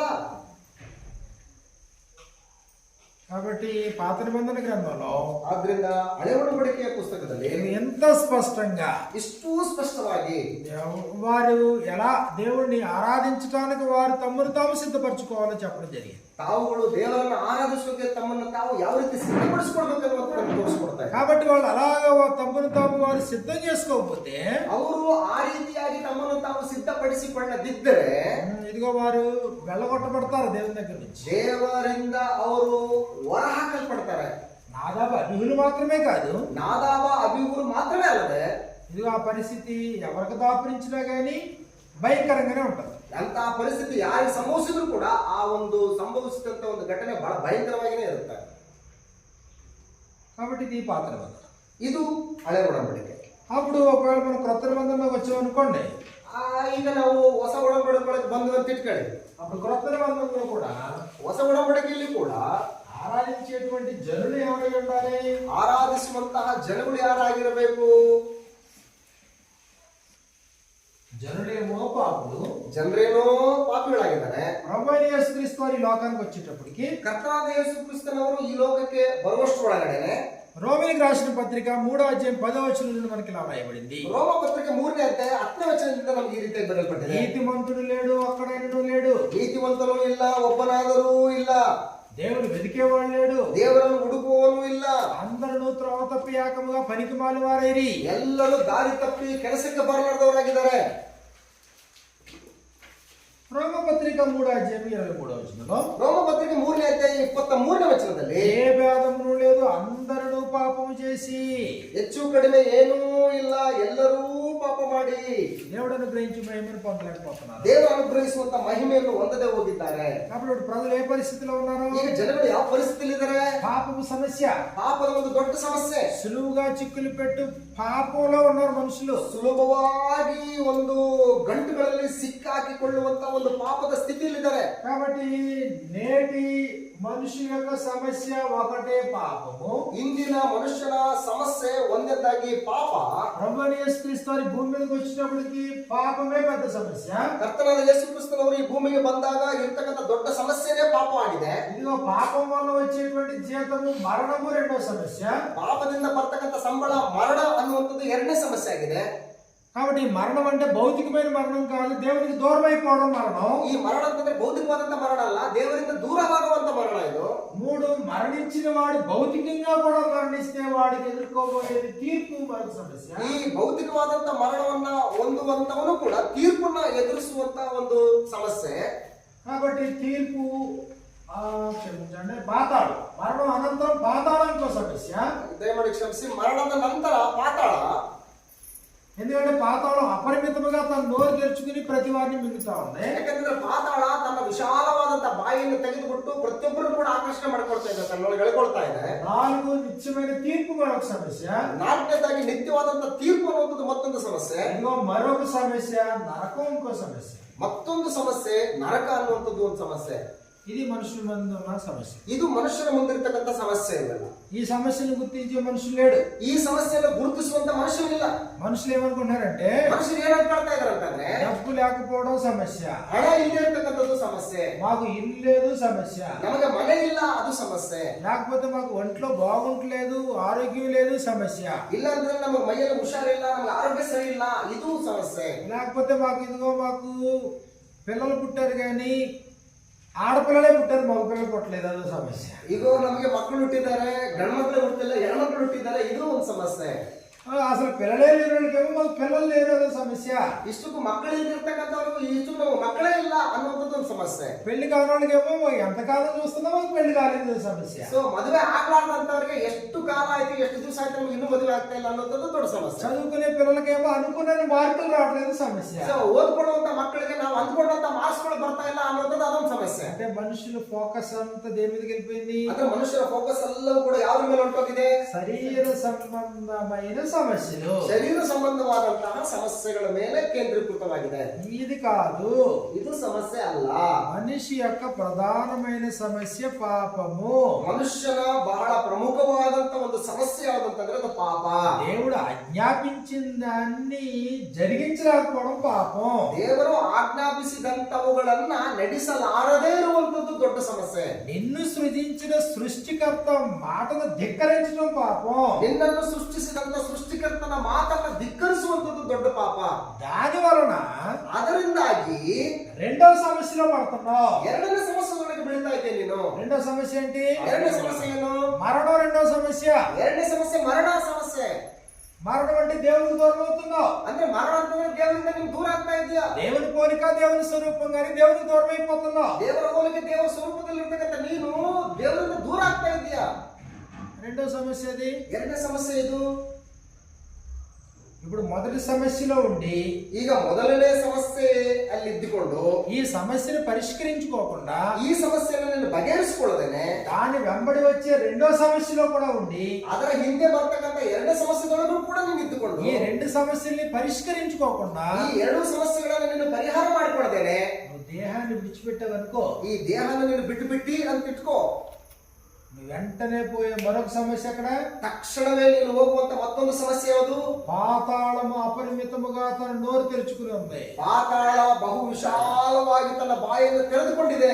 యెషయా గ్రంథము 5వ అధ్యాయాన్ని మనం చూసినప్పుడు, ಯೆಶಾಯನ ಗ್ರಂಥ 5ನೇ ಅಧ್ಯಾಯವನ್ನು ನಾವು ನೋಡುವಾಗ యెషయా గ్రంథము 5వ అధ్యాయము 13వ వచనంలో మనకి ఇలా వ్రాయబడింది. ಯೆಶಾಯನ ಗ್ರಂಥ 5ನೇ ಅಧ್ಯಾಯ 13ನೇ ವಚನದಲ್ಲಿ ನಮಗೆ ಈ ರೀತಿಯಾಗಿ ಬರೆಯಲ್ಪಟ್ಟಿದೆ. 13, 14 వచనాల్లో 13 ಮತ್ತು 14ನೇ ವಚನಗಳಲ್ಲಿ కావున నా ప్రజలు జ్ఞానము లేక ఏ చెరపట్టబడిపోవచ్చున్నారు. ಆದ ಕಾರಣ ನನ್ನ ಜನರು ಜ್ಞಾನಹೀನರಾಗಿ ಸೆರೆಗೆ ಹೋಗುವುದು ಖಂಡಿತ. వారిలో ఘనులైన వారు నిరాహారులుగా ఉన్నారు. ಅವರುಗಳಲ್ಲಿ ಘನವಂತರು ಹಸಿಯುವರು, సామాన్యులు దప్పి చేత జ్వరపీడితులగుతురు. ಸಾಮಾನ್ಯ ಜನರು ಬಾಯಾರುವರು. 14వ వచనంలో 14ನೇ ವಚನದಲ್ಲಿ అందుచేతనే పాతాళము గొప్ప ఆశ పెట్టుకుని, ಆದ್ದರಿಂದಾಗಿಯೇ ಪಾತಾಳವು ಹೆಚ್ಚು ಆತುರದಿಂದ ಅಪಾರವಾಗಿ ಬಾಯಿ ತೆರೆಯಲು అపరిమితముగా తన నోరు తెరుచుచున్నది. పాతాళ నోరు తెరిచిందంటే ఎవరి కోసం నోరు తెరిచింది? ಅದು ಪಾತಾಳ ಅಪರಿಮಿತವಾಗಿ ಬಾಯಿ ತೆರೆದಿದೆ ಅಂತಂದ್ರೆ ಯಾರಿಗೋಸ್ಕರ ಬಾಯಿ ತೆರೆದಿದೆ? మొదటి రెండు సమస్యల్లోనే జీవితం కొనసాగిస్తున్నటువంటి వారి విషయంలో అపారమైనటువంటి ఆశ ఉందంట పాతాళ. ಅಂದ್ರೆ ಮೊದಲನೇ ಎರಡು ಸಮಸ್ಯೆಗಳಲ್ಲಿ ಇರ್ತಕ್ಕಂಥವರ ಒಂದು ವಿಷಯದಲ್ಲಿ ಪಾತಾಳ ಅಪಾರವಾಗಿ ಬಾಯಿ ತೆರೀತಾ ಇದೆ. అపరిమితముగా తన నోరు తెరుచుకున్నది. ಅಪರಿಮಿತವಾಗಿ ತನ್ನ ಬಾಯನ್ನು ತೆರೀತಾ ಇದೆ. ఇది ఇప్పుడు ఎప్పుడైతే వెంటనే వాళ్ళు చచ్చిపోతున్నారో, ತಕ್ಷಣದಲ್ಲಿ ಅವ್ರು ಯಾವಾಗ ಅದರ ಸತ್ತೋಗ್ತಾರೋ వారిలో ఘనులు సామాన్యులు ఘోష చేయవారు హర్షించేవారు ఆ నోరులో పడిపోతారు. ಅಲ್ಲಿ ಜ್ಞಾನಹೀನರಾಗಿ ಘನವಂತರು, ಹಸಿದಿರ್ತಕ್ಕಂಥವ್ರು, ಸಾಮಾನ್ಯ ಬಾಯಾರ್ದಿರ್ತಕ್ಕಂಥವ್ರು ಇವರೆಲ್ಲರೂ ಕೂಡ ಏನಾಗ್ತಾರೆ ಅದ್ರ ಒಳಗಡೆ ಪ್ರವೇಶ. అంటే రెండు సమస్యలకి పరిష్కారం భూమి మీద నువ్వు వెతుక్కోకపోతే, ಈ ಎರಡು ಸಮಸ್ಯೆಗಳಿಗೆ ಪರಿಹಾರವನ್ನ ನೀನು ಭೂಮಿ ಮೇಲೆ ಜೀವಂತವಾಗಿದ್ದಾಗಲೇ ನೀನು ಕಂಡುಕೊಳ್ಳಿಲ್ಲ ಅಂತಂದ್ರೆ చనిపోయిన మరుక్షణం నీకు ఎదురయ్యే మరొక సమస్య పాతాళము. ಸತ್ತ ತಕ್ಷಣದಲ್ಲೇ ನಿನಗೆ ಎದುರಾಗ್ತಕ್ಕಂತಹ ಮತ್ತೊಂದು ಸಮಸ್ಯೆ ಯಾವುದಂತಂದ್ರೆ ಪಾತಾಳ. ధనవంతుడు అక్కడికి కదా పోయాడు. ಈಗ ಹಣವಂತರು ಶ್ರೀಮಂತರು ಕೂಡ ಅಲ್ಲಿಗೆ ತಾನೇ ಹೋಗಿದ್ದು. చనిపోయి పాతి పెట్టబడ్డాడు, ಸತ್ತು ಹೂಡಲ್ಪಟ್ಟಿದ್ದಾನೆ. అప్పుడు అతను పాతాళంలో బాధపడచ్చు. ಆಗ ಆತನು ಪಾತಾಳದಲ್ಲಿ ಬಾಧೆ ಪಡುವವನಾಗಿ, యాతనకరమైన స్థలం, ಯಾತನಕರವಾದಂತ ಒಂದು ಸ್ಥಳ, నెమ్మది లేని స్థలం, ನೆಮ್ಮದಿ ಇಲ್ಲದಿರ್ತಕ್ಕಂಥ ಒಂದು ಸ್ಥಳ. ఇదిగో నేను ఇక్కడ యాతన పడుతున్నాను అని చెప్పాడు. ಇಗೋ ನಾನಿಲ್ಲಿ ಯಾತನೆ ಪಡ್ತಾ ಇದ್ದೀನಿ ಅಂತ ಹೇಳ್ತಾ ಇದ್ದಾನೆ. ఆ తర్వాత నీకు ఎదుర్కోబోయే మరొక సమస్య ఏంటంటే, ಆ ನಂತರ ನಿನಗೆ ಎದುರಾಗ್ತಕ್ಕಂಥ ಮತ್ತೊಂದು ಸಮಸ್ಯೆ ಯಾವುದಂತಂದ್ರೆ దేహంతో జరిగించి వాటి ఫలములు ప్రతి వాడి పొందినట్టు క్రీస్తు న్యాయపీఠ ఎదురు ప్రత్యక్షం కావాలి. ನೀನು ದೇಹದಿಂದ ನಡೆಸಿದ ಎಲ್ಲಾ ವಿಷಯಗಳಲ್ಲಿ ನೀನು ದೇವರ ಮುಂದೆ ಲೆಕ್ಕ ಒಪ್ಪಿಸಬೇಕಾಗಿರುವುದರಿಂದ ನೀನು ದೇವರ ಮುಂದೆ ನ್ಯಾಯ ತೀರ್ಪನ್ನು ನಿಂತ್ಕೊಳ್ಬೇಕು. అంటే నీ ముందున్న మరొక సమస్య ఏంటంటే తీర్పు. ನಿನ್ನ ಮುಂದಿರ್ತಕ್ಕಂಥ ಮತ್ತೊಂದು ಸಮಸ್ಯೆ ಯಾವುದಂತಂದ್ರೆ ಅದು ತೀರ್ಪು. నువ్వు లెక్క అప్పచెప్పాలి. ನೀನ್ ಲೆಕ್ಕನ ಒಪ್ಪಿಸ್ಕೊಡ್ಬೇಕಲ್ಲಿ. ఎవరికైతే నువ్వు లెక్క అప్పచెప్పాలో ఆ దేవుని కన్నులకు ప్రతిదీ తేటగానే ఉంది. ಯಾವ ದೇವರಿಗೆ ನೀನು ಲೆಕ್ಕವನ್ನು ಒಪ್ಪಿಸಬೇಕಾಗಿದೆಯೋ ಆತನಿಗೆ ಯಾವ ಮುಚ್ಚುಮರೆಯಾಗಿಲ್ಲ, ಎಲ್ಲವೂ ಕೂಡ ಗೋಚರವಾಗಿದೆ. ఎబ్రిల్కి రాసిన పత్రిక 4:13 మనకి ఇలా వ్రాయబడింది. ಇಬ್ರಿಯರ ಬರೆದ ಪತ್ರಿಕೆ 4ನೇ ಅಧ್ಯಾಯ 13ನೇ ವಚನದಲ್ಲಿ ನಮಗೆ ಈ ರೀತಿಯಾಗಿ ಬರೆಯಲ್ಪಟ್ಟಿದೆ. 4:13 4ನೇ ಅಧ್ಯಾಯ 13ನೇ వచనದಲ್ಲಿ మరియు ఆయన దృష్టికి కనపడని సృష్టమేదీ లేదు. ಆತನ ದೃಷ್ಟಿಗೆ ಸಮಸ್ತವು ಮುಚ್ಚುಮರೆ ಇಲ್ಲದ್ದಾಗಿಯೂ మనం ಬಯಲಾಗದ್ದಾಗಿಯೂ ఎవరికి లెక్క చెప్పవలసి ఉన్నదో ನಾವು ಯಾವಾತನಿಗೆ ಲೆಕ್ಕ ಒಪ್ಪಿಸಬೇಕಾಗಿದೆಯೋ ఆ దేవుని కన్నులకు సమస్తము మరుగులేక కాటగా ఉన్నది. ಆತನ ದೃಷ್ಟಿಗೆ ಸಮಸ್ತವು ಮುಚ್ಚುಮರೆ ಇಲ್ಲದ್ದಾಗಿಯೂ ಬಯಲಾದದ್ದಾಗಿಯೂ ಅದೇ. కొరింథీయులకు రాసిన 2వ పత్రిక 5:10 ಕೊರಿಂಥದವರಿಗೆ ಬರೆದ ಪತ್ರಿಕೆ 2ನೇ ಅಧ್ಯಾಯ 5ನೇ ವಚನದಲ್ಲಿ 2 కొరింథీ 5:10 మనకి ఇలా రాయబడింది. 2ನೇ ಕೊರಿಂಥ 5ನೇ ಅಧ್ಯಾಯ 10ನೇ ವಚನದಲ್ಲಿ ನಮಗೆ ಈ ರೀತಿಯಾಗಿ ಬರೆಯಲ್ಪಟ್ಟಿದೆ. దేహంతో జరిగించి వాటి ఫలములు ప్రతి వాడు పొందినట్లు క్రీస్తు న్యాయపీఠం ఎదుట ప్రత్యక్షం కావలను. ದೇಹದಿಂದ ನಡೆಸಿದ ಪ್ರತಿಯೊಂದುಗಳ ವಿಷಯದಲ್ಲಿ ನಾವು ಕ್ರಿಸ್ತನ ನ್ಯಾಯಾಸನದ ಮುಂದೆ ನಾವು ಯಥಾವತ್ತಾಗಿ ಕಾಣಿಸಿಕೊಡ್ಬೇಕಾಗಿದೆ. అంటే క్రీస్తు న్యాయపీఠం దగ్గర నువ్వు నిలబడాలి. ఎందుకు? క్రిస్తు- దేహంతో జరిగించిన వాటి లెక్క చెప్పాలి. ಕ್ರಿಸ್ತನ ನ್ಯಾಯಪೀಠದ ಮುಂದೆ ನೀನು ನಿಂತುಕೊಳ್ಬೇಕು. ಯಾವುದಕ್ಕೆ? ನೀನು ದೇಹದಿಂದ ನಡೆಸಿದ ಎಲ್ಲವುಗಳಿಗೆ ನೀನು ಅಲ್ಲಿ ಉತ್ತರ ಕೊಡಬೇಕು. కాబట్టి నువ్వు అక్కడ లెక్క చెప్తావు, ನೀನು ಅಲ್ಲಿ ಲೆಕ್ಕ ಹೇಳ್ತೀಯಾ, మొత్తం మీద నువ్వు తీర్పులో నువ్వు ఓడిపోతున్నావు. ಒಟ್ಟಾರೆ ನೀನು ತೀರ್ಪು ಒಳಗಡೆ ಹೊಂಟೋಗ್ತೀಯಾ. ఇదిగో ఆ తర్వాత పరిస్థితి ఎలా ఉంటది అంటే ಆ ನಂತರ ಪರಿಸ್ಥಿತಿ ಹೇಗಿರುತ್ತೆ ಅಂತಂದ್ರೆ నిత్య నరకము. ನಿತ್ಯ ನರಕ. మత్తయి సువార్త 25వ అధ్యాయం మనం చూసినప్పుడు ಮತ್ತಾಯ ಸುವಾರ್ತೆ 25ನೇ ಅಧ್ಯಾಯ ನೋಡಿದ್ರೆ 46వ వచనంలో మనకి ఇలా వ్రాయబడింది. 46ನೇ ವಚನದಲ್ಲಿ ನಮಗೆ ಈ ರೀತಿಯಾಗಿ ಬರೆಯಲ್ಪಟ್ಟಿದೆ. మత్తయి సువార్త 25:46 ಮತ್ತಾಯ ಸುವಾರ್ತೆ 25ನೇ ಅಧ್ಯಾಯ 46ನೇ ವಚನದಲ್ಲಿ మీరు నిత్య శిక్షకును నీతిమంతులు నిత్య జీవమునకు పోవుదురు నిత్య శిక్ష అన్నాడు. ಇವರು ನಿತ್ಯ ಶಿಕ್ಷೆಗೂ ನೀತಿವಂತರು ನಿತ್ಯ ಜೀವಕ್ಕೂ ಹೋಗುವವರು ನಿತ್ಯ ಶಿಕ್ಷೆ ಅಂತ ಹೇಳ್ತಾ ಇದ್ದಾನೆ. 41వ వచనంలో 41ನೇ ವಚನದಲ್ಲಿ 25:41 ಮತ್ತಾಯ ಸುವಾರ್ತೆ 25ನೇ ಅಧ್ಯಾಯ 41ನೇ ವಚನದಲ್ಲಿ అప్పుడు ఎడమ వైపు ఉండి వారిని చూచి శపింపబడిన వారులారా, ಆತನು ಎಡಗಡೆಯಲ್ಲಿರುವವರಿಗೆ ಶಾಪಗ್ರಸ್ತರೇ, నన్ను విడిచి అపవాదికి నీ వారి దూతలకు సిద్ధపరచబడిన నిత్యాగ్నిలోనికి పోవుడి. ನನ್ನನ್ನು ಬಿಟ್ಟು ಪಿಶಾಚನಿಗೂ ಅವನ ದೂತರಿಗೂ ಸಿದ್ಧ ಮಾಡಿರುವ ನಿತ್ಯ ಬೆಂಕಿ ಒಳಕ್ಕೆ ಹೋಗಿರಿ. నిత్యాగ్ని నరకము, ನಿತ್ಯ ಅಗ್ನಿ ಅನ್ನುವಂಥದ್ದು ಅದು ನರಕ, శిక్ష. ಶಿಕ್ಷೆ. కాబట్టి ఇది మానవుని యొక్క సమస్య. ಇದು ಮಾನವನ ಒಂದು ಸಮಸ್ಯೆ. ఈ సమస్యల పరిష్కారానికి యేసు ప్రభు వచ్చారు. ಈ ಸಮಸ್ಯೆಗಳ ಪರಿಹಾರಕ್ಕೋಸ್ಕರವೇ ಯೇಸು ಕ್ರಿಸ್ತನವರು ಈ ಭೂಮಿಗೆ ಬಂದಿದ್ದಾರೆ. భూమి మీద ఉన్నటువంటి వారు ఎవరైనా వీటిని అసలు సమస్యలుగా భావిస్తారా? ಈ ಭೂಮಿಯಲ್ಲಿ ಇರ್ತಕ್ಕಂಥವ್ರು ಇಷ್ಟಕ್ಕೂ ಇವುಗಳನ್ನು ಸಮಸ್ಯೆ ಎಂಬುದಾಗಿ ಅವರು ಭಾವಿಸ್ತಾ ಇದ್ದಾರೆ. ప్రతి మనిషి సమస్య, ಇದು ಪ್ರತಿಯೊಬ್ಬ ಮನುಷ್ಯನ ಸಮಸ್ಯೆ ಕೂಡ ಆಗಿದೆ. నీ కులంతో సంబంధం లేని సమస్య, ನಿನ್ನ ಕುಲದೊಟ್ಟಿಗೆ ಯಾವುದೇ ಸಂಬಂಧವಿಲ್ಲದಿರ್ತಕ್ಕಂಥ ಸಮಸ್ಯೆ ಇದು. గ్రామంతో సంబంధం లేని సమస్య, ನಿನ್ನ ಗ್ರಾಮದೊಟ್ಟಿಗೆ ಇರ್ತಕ್ಕಂಥ ಯಾವ ಸಂಬಂಧ ಇಲ್ಲದಿರ್ತಕ್ಕಂಥ ಸಮಸ್ಯೆ ಇದು. ప్రతి ఇంటి వారికి సంబంధించిన సమస్యలు. ಪ್ರತಿ ಮನೆಯವರಿಗೂ ಕೂಡ ಸಂಬಂಧಪಟ್ಟಂತ ಸಮಸ್ಯೆಗಳಿವೆ. పాప సమస్య, ಪಾಪ ಸಮಸ್ಯೆ, పాపం వల్ల దేవుడు దూరం అవడం సమస్య, ಪಾಪದಿಂದ ದೇವರಿಗೆ ದೂರವಾಗುವಂತ ಸಮಸ್ಯೆ, దాని వల్ల పాతాళం మరొక సమస్య, ಅದರಿಂದ ಪಾತಾಳಕ್ಕೆ ಸೇರುವಂತದ್ದು ಮತ್ತೊಂದು ಸಮಸ್ಯೆ, తర్వాత తీర్పుని ఎదుర్కోవడం మరొక సమస్య, ನಂತರ ತೀರ್ಪನ್ನು ಎದುರಿಸಿಕೊಳ್ಳುವುದಕ್ಕೂ ಮತ್ತೊಂದು ಸಮಸ್ಯೆ, అటు తర్వాత శాశ్వతమైన శిక్ష మరొక సమస్య. ಆ ನಂತರ ಶಾಶ್ವತವಾದಂತ ಶಿಕ್ಷಣಕ್ಕೆ ಹೋಗುವಂತದ್ದು ಒಂದು ಸಮಸ್ಯೆ. కాబట్టి ఇలాంటి సమస్యలతో సతమతమవుతున్న ఈ ప్రపంచంలోనికి ಇಂತಹ ಸಮಸ್ಯೆಗಳಿಂದ ತಹತಹ ಪಡುತ್ತಿರ್ತಕ್ಕಂತಹ ಜನಗಳಿಗೆ ఇప్పుడు యేసు ప్రభు లోపలికి వచ్చాడు. ಈಗ ಯೇಸು ಕ್ರಿಸ್ತನು ಲೋಕದೊಳಗೆ ಬರ್ತಾ ಇದ್ದಾನೆ. ఎందుకు వచ్చాడు ఆయన? ಯಾಕೆ ಬಂದಿದ್ದಾನೆ ಯೇಸು ಕ್ರಿಸ್ತನು? మనుషులు అనుకున్నారు ಮನುಷ್ಯರು ಅನ್ಕೊಂಡ್ರು స్వస్థతలు జరిగించడానికి, అద్భుతాలు జరిగించడానికి, మహత్కార్యాలు జరిగించడానికి, మా బతుకులు ఉద్ధరించడానికి వచ్చాడు అనుకున్నారు. ಸ್ವಸ್ಥತೆಗಳನ್ನು ಮಾಡೋದಕ್ಕೆ, ಮಹತ್ಕಾರ್ಯಗಳನ್ನು ಮಾಡೋದಕ್ಕೆ, ಅದ್ಭುತಗಳನ್ನು ಮಾಡೋದಕ್ಕೆ, ನಮ್ಮ ಬದುಕುಗಳನ್ನು ಉದ್ಧಾರ ಮಾಡೋದಕ್ಕೆ ಯೇಸು ಕ್ರಿಸ್ತನು ಬಂದರು. ఆకలి కొనుక్కున్న వాడికి భోజనం పెట్టడానికి, దప్పుకొన్న వాడికి దాహం ఇవ్వడానికి, వస్త్రహీనుడికి వస్త్రాలు ఇవ్వడానికి అనుకున్నారు. ಹಸಿದವರಿಗೆ ಅನ್ನ ಕೊಡೋದಕ್ಕೆ, ನೀರಡಿಕೆ ಆದವರಿಗೆ ನೀರನ್ನು ಕೊಡೋದಕ್ಕೆ, ವಸ್ತ್ರಗಳಿಲ್ಲಿರ್ತಕ್ಕಂಥ ವಸ್ತ್ರ ಕೊಡೋದಕ್ಕೆ, ರೋಗದಲ್ಲಿರ್ತಕ್ಕಂಥವರಿಗೆ ಆರೋಗ್ಯನ ಕೊಡೋದಕ್ಕೆ ಬಂದನು ಅಂತ ತಿಳ್ಕೊಂಡ್ರು. ఇదిగో భౌతికంగా అభివృద్ధి చెందించడానికి యేసు ప్రభు అనుకున్నారు. ನಾವು ಭೌತಿಕವಾಗಿ ಅಭಿವೃದ್ಧಿಯನ್ನು ಹೊಂದುವುದಕ್ಕೆ ಯೇಸು ಕ್ರಿಸ್ತನವರು ಬಂದ್ರು ಅಂತ ಹೇಳಿ కానీ ಅನ್ಕೊಂಡ್ರು. ప్రభు ఏం చేసామంటాడు? ಆದ್ರೆ ಕರ್ತನಾದ ಯೇಸು ಕ್ರಿಸ್ತನು ಏನ್ ಹೇಳ್ತಾ ಇದ್ದಾನೆ? క్షయమైన ఆహారం కోసం కష్టపడద్దు, ಲಯವಾಗುವ ಆಹಾರಕ್ಕೋಸ್ಕರ ನೀವು ಕಷ್ಟಪಡಬೇಡಿರಿ. లోకమునైనను వాటిలో ఉన్న వాటిని ప్రేమించొద్దు. ಲೋಕವನ್ನಾಗಲಿ ಅವುಗಳೆಲ್ಲ ವಿಷಯದಲ್ಲಾಗಲಿ ನೀವು ಆಸೆ ಪಡಬೇಡಿ. ఏమి తిందుమా ఏమి త్రాగుదుమా అని మీ ప్రాణమును గురించి ఆలోచించొద్దు, చింతించొద్దు. ನೀವೇನ್ ತಿನ್ಬೇಕು, ಏನ್ ಕುಡಿಬೇಕು, ಏನ್ ಒದ್ದುಕೊಳ್ಬೇಕೆಂಬುದಾಗಿ ನಿಮ್ಮ ಒಂದು ವಿಷಯದಲ್ಲಿ ಅವ್ರು ಚಿಂತೆ ಮಾಡಬೇಡಿ. ఏమి ధరించుకుందుమా అని మీ దేహం గురించి విచారించొద్దు. ನೀವೇನು ಧರಿಸ್ಕೊಳ್ಬೇಕೆಂಬುದಾಗಿ ನಿಮ್ಮ ದೇಹದ ವಿಚಾರದಲ್ಲಿ ನೀವು ಚಿಂತೆ ಮಾಡಬೇಡ್ರಿ. ఈ లోక సంబంధమైన బ్రతుకు కొరకు నువ్వు ఆలోచించొద్దు అన్నాడు యేసు ప్రభు. ಈ ಲೋಕದ ಬದುಕಿಗೋಸ್ಕರ ನೀನು ಆಲೋಚನೆ ಮಾಡಬೇಡ ಅಂತ ಹೇಳ್ತಾನೆ ಯೇಸು ಕ್ರಿಸ್ತನು. కాబట్టి ఆయన వచ్చాడు. ఎందుకు వచ్చాడు ఆయన? ಯೇಸು ಕ್ರಿಸ್ತನು ಅವರು ಬಂದಿದ್ದಾರೆ. ಏನಕ್ಕೋಸ್ಕರ ಬಂದಿದ್ದಾರೆ? ఈ సమస్యల పరిష్కారానికి వచ్చాడు. ಈ ಸಮಸ್ಯೆಗಳ ಪರಿಹಾರಕ್ಕೋಸ್ಕರ ಆತನು ಬಂದರು. పరిష్కరించాడా యేసు ప్రభు? ಯೇಸು ಕ್ರಿಸ್ತನು ಈ ಒಂದು ಸಮಸ್ಯೆಗಳನ್ನು ಪರಿಹಾರ ಮಾಡದ, పరిష్కరించాడు. ಪರಿಹಾರ ಮಾಡದ. ఆయన మరణ సమాధి పునరుద్ధానం ద్వారా ಆತನ ಮರಣ ಸಮಯದ ಪುನರುತ್ಥಾನದ ಮುಖಾಂತರ ఆయన మరణను నిరర్థకం చేసి జీవమును అక్షతను స్వార్థವನ್ನು వెలువరించాడు. ಮರಣವನ್ನು ನಿರರ್ಥಕ ಮಾಡಿ ಜೀವವನ್ನು ಅಕ್ಷತೆಯನ್ನು ತನ್ನ ಒಂದು ಪುನರುತ್ಥಾನದ ಮುಖಾಂತರವಾಗಿ ಆತನು ಅನುಗ್ರಹಿಸಿದ್ದಾನೆ. కాబట్టి ఈ సమస్యలన్నీ మానవ ముందు పోయి ಈ ಮನುಷ್ಯನ ಮುಂದೆ ಎಲ್ಲಾ ಸಮಸ್ಯೆಗಳು ಕರ್ತನಾದ ಯೇಸು ಕ್ರಿಸ್ತನವರ ಮುಖಾಂತರ ಎಲ್ಲ ತೊಲಗೋದು. ఈ సమస్యల్లో నుండి బయటపడినటువంటి వారు ಈ ಸಮಸ್ಯೆಗಳಿಂದ ಹೊರಗೆ ಬಂದಂತವರು ಪರಿಶುದ್ಧರು. ఇప్పుడు వీళ్ళు ఆరాధించడానికి ಈಗ ಇವರು ಆರಾಧಿಸುವುದಕ್ಕೆ ಅರ್ಹರು. ప్రత్యేకించబడిన వారు, ಪ್ರತ್ಯೇಕಿಸಲ್ಪಟ್ಟಂತವರು, తమ పాపములు కడిగి వేసుకున్నటువంటి వారు, ತಮ್ಮ ಪಾಪಗಳನ್ನು ತೊಳೆದುಕೊಂಡಂತವರು, జీవాన్ని పొందినటువంటి వారు, ಜೀವವನ್ನು ಹೊಂದಿರತಕ್ಕಂಥವರು, పరిశుద్ధులుగా తమ జీవితాన్ని కొనసాగించడానికి ఇష్టపడేటువంటి వారు, ಪರಿಶುದ್ಧರಾಗಿ ತಮ್ಮ ಜೀವಿತಗಳನ್ನು ಮುಂದುವರಿಸುವುದಕ್ಕೆ ಇಷ್ಟಪಟ್ಟಂತವರು, అలాంటి వారు ఆరాధించడానికి అర్హులు. ಅಂತವರು ಆರಾಧಿಸುವುದಕ್ಕೆ ಅರ್ಹರು. అంటే ఇప్పుడు ఆరాధించేటువంటి వారికి సమస్యలు ఉన్నాయా? ఇంకా ಈಗ ಆರಾಧಿಸುವಂತವರಿಗೆ ಈ ಸಮಸ್ಯೆಗಳಿದಾವ, పరిష్కరించుకున్నారు. ಇವೆಲ್ಲವನ್ನು ಕೂಡ ಪರಿಹಾರ ಮಾಡಿಕೊಂಡ್ರು. పాపం వారి సమస్య, ಪಾಪನ ಅವ್ರ ಸಮಸ್ಯೆ ಆಗಿದೆ. ಇವಾಗ పాపపు సమస్యలో ఉన్నవారు ఆరాధించడానికి అర్హులా? ಪಾಪದ ಸಮಸ್ಯೆಯಲ್ಲಿ ಇರ್ತಕ್ಕಂಥವ್ರು ಆರಾಧಿಸುವುದಕ್ಕೆ ಅರ್ಹರ. పాపం వల్ల వచ్చే జీతం మరణం, దేవునికి దూరం అయిపోయినటువంటి వారు దేవుని ఆరాధించడానికి అర్హులా? ಪಾಪದಿಂದ ಬರುವಂತ ಸಂಬಳ ಮರಣ ಇಂಥವರು ಹೊಂದಿರ್ತಕ್ಕಂಥವ್ರು ದೇವರನ್ನು ಆರಾಧಿಸುವುದಕ್ಕೆ ಅರ್ಹರವರು కాదు. ಇಲ್ಲ. ఆ సమస్యల నుంచి బయటపడినటువంటి వారు ఆరాధించడానికి అర్హులు. ಆ ಸಮಸ್ಯೆಯಿಂದ ಹೊರಗೆ ಬಂದಂತವರು ಆರಾಧಿಸುವುದಕ್ಕೆ ಅರ್ಹರು. కాబట్టి ఎవరు పరిశుద్ధులు?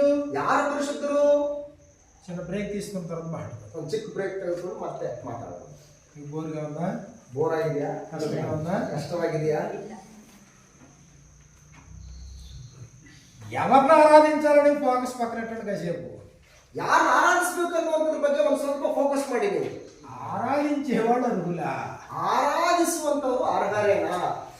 ఆరాధించడానికి నేను అర్హున్నా? ಆರಾಧಿಸುವುದಕ್ಕೆ ನಾನು ಅರ್ಹನೇನಾ? ప్రార్థించడానికి అర్హున్నా? ಪ್ರಾರ್ಥಿಸುವುದಕ್ಕೆ ನಾನು ಅರ್ಹನೇನಾ? దేవుణ్ణి నా నోటితో స్తుతించడానికి అర్హున్నా? ದೇವರನ್ನ ನನ್ನ ಬಾಯಿಂದ ಸ್ತುತಿ ಮಾಡೋದಕ್ಕೆ ನಾನು ಅರ್ಹನೇನಾ? ప్రభు బలలో ప్రభుతో పాటు కూర్చుని భుజించడానికి అర్హున్నా? ಕರ್ತನ ಮೇಜಿನಲ್ಲಿ ಕರ್ತನೊಟ್ಟಿಗೆ ಕೂತುಕೊಂಡು ಭುಜಿಸುವುದಕ್ಕೆ ನಾನು ಅರ್ಹನೇನಾ? మన అర్హతను విడిచిపెట్టి ನಮ್ಮ ಅರ್ಹತೆಗಳನ್ನು ಬಿಟ್ಬಿಟ್ಟು దేవుడు అర్హుడా, ప్రభు అర్హుడా, ఇద్దరు అర్హులా, ఒకరు అర్హులా, దీని గురించి మాట్లాడద్దు. ದೇವರ ಅರ್ಹನ, ಯೇಸು ಕ್ರಿಸ್ತನ ಅರ್ಹನ, ಇಬ್ಬರು ಅರ್ಹನ, ಮೂವರು ಅರ್ಹನ, ಇದ್ರ ಬಗ್ಗೆ ಮಾತಾಡ್ತಾ ಇದ್ದೀವಿ. కాబట్టి ఆరాధించే వాళ్ళు ఎలా ఉండాలనేది ఇక్కడ కీలకం. ಆರಾಧಿಸುವಂತವ್ರು ಯಾವ ರೀತಿಯಾಗಿ ಇರಬೇಕು ಅನ್ನುವಂಥದ್ದು ಬಹಳ ಮುಖ್ಯ. ಇಲ್ಲಿ మనుషులు దీన్ని విడిచిపెట్టేశారు. ಮನುಷ್ಯರು ಬಿಟ್ಬಿಟ್ಟಿದ್ದಾರೆ. ఇక మేము వచ్చేసాం. ಈಗ ನಾವು ಬಂದ್ಬಿಟ್ಟಿದೀವಿ. పాపం అలాగే ఉంది. ಪಾಪ ಹಾಗೆ ಇದೆ. పాపంలోనే కొనసాగుతూ ఉన్నాం. ಪಾಪದಲ್ಲೇ ಮುಂದುವರಿತಾ ಇದ್ದೀವಿ. లోకంలోనే కొనసాగుతూ ఉన్నాం. ಲೋಕದಲ್ಲೇ ಮುಂದುವರಿತಾ ಇದ್ದೀವಿ. ఏం ప్రత్యేకించబడలేదు. ನಾವು ಪ್ರತ್ಯೇಕಿಸಲ್ಪಟ್ಟಿಲ್ಲ. వైవాహిక పరిశుద్ధత లేదు. ನಮ್ಮಲ್ಲಿ ಯಾವುದೇ ರೀತಿಯ ಪರಿಶುದ್ಧತೆ ಇಲ್ಲ. లేదా నీ దినచర్యలో పరిశుద్ధత లేదు. ನಮ್ಮ ದಿನಚರ್ಯದ ಒಂದು ನಡವಳಿಕೆಗಳಲ್ಲಿ ಪರಿಶುದ್ಧತೆ ಇಲ್ಲ. ఆహారంలో పరిశుద్ధత లేదు. ನಾವು ತಿನ್ನುವಂತ ಆಹಾರ ವಿಷಯಗಳಲ್ಲಿ ಪರಿಶುದ್ಧತೆ ಇಲ್ಲ. ఎలాంటి ప్రత్యేకమైన జీవితం లేదు. ಎಂತಹ ಪ್ರತ್ಯೇಕವಾದಂತ ಜೀವಿತನೇ ಇಲ್ಲ. నేను వచ్చేసాను కాబట్టి ఇప్పుడు నేను ఆరాధించాలి కాబట్టి అంగీకరిస్తాడా? ಈಗ ನಾನು ಬಂದಿದ್ದೇನೆ, ಆದ್ರಿಂದ ನಾನು ಆರಾಧಿಸುವುದು ಆಗಿರೋದ್ರಿಂದ ಆತನ ಅರ್ಹನೇನಾ? కాబట్టి చిన్న బ్రేక్ తీసుకుందాం, తర్వాత మాట్లాడు. ಸ್ವಲ್ಪ ಬ್ರೇಕ್ ತಗೊಳ್ಳೋಣ, ನಂತರ ನಾವು ಮಾತಾಡೋಣ.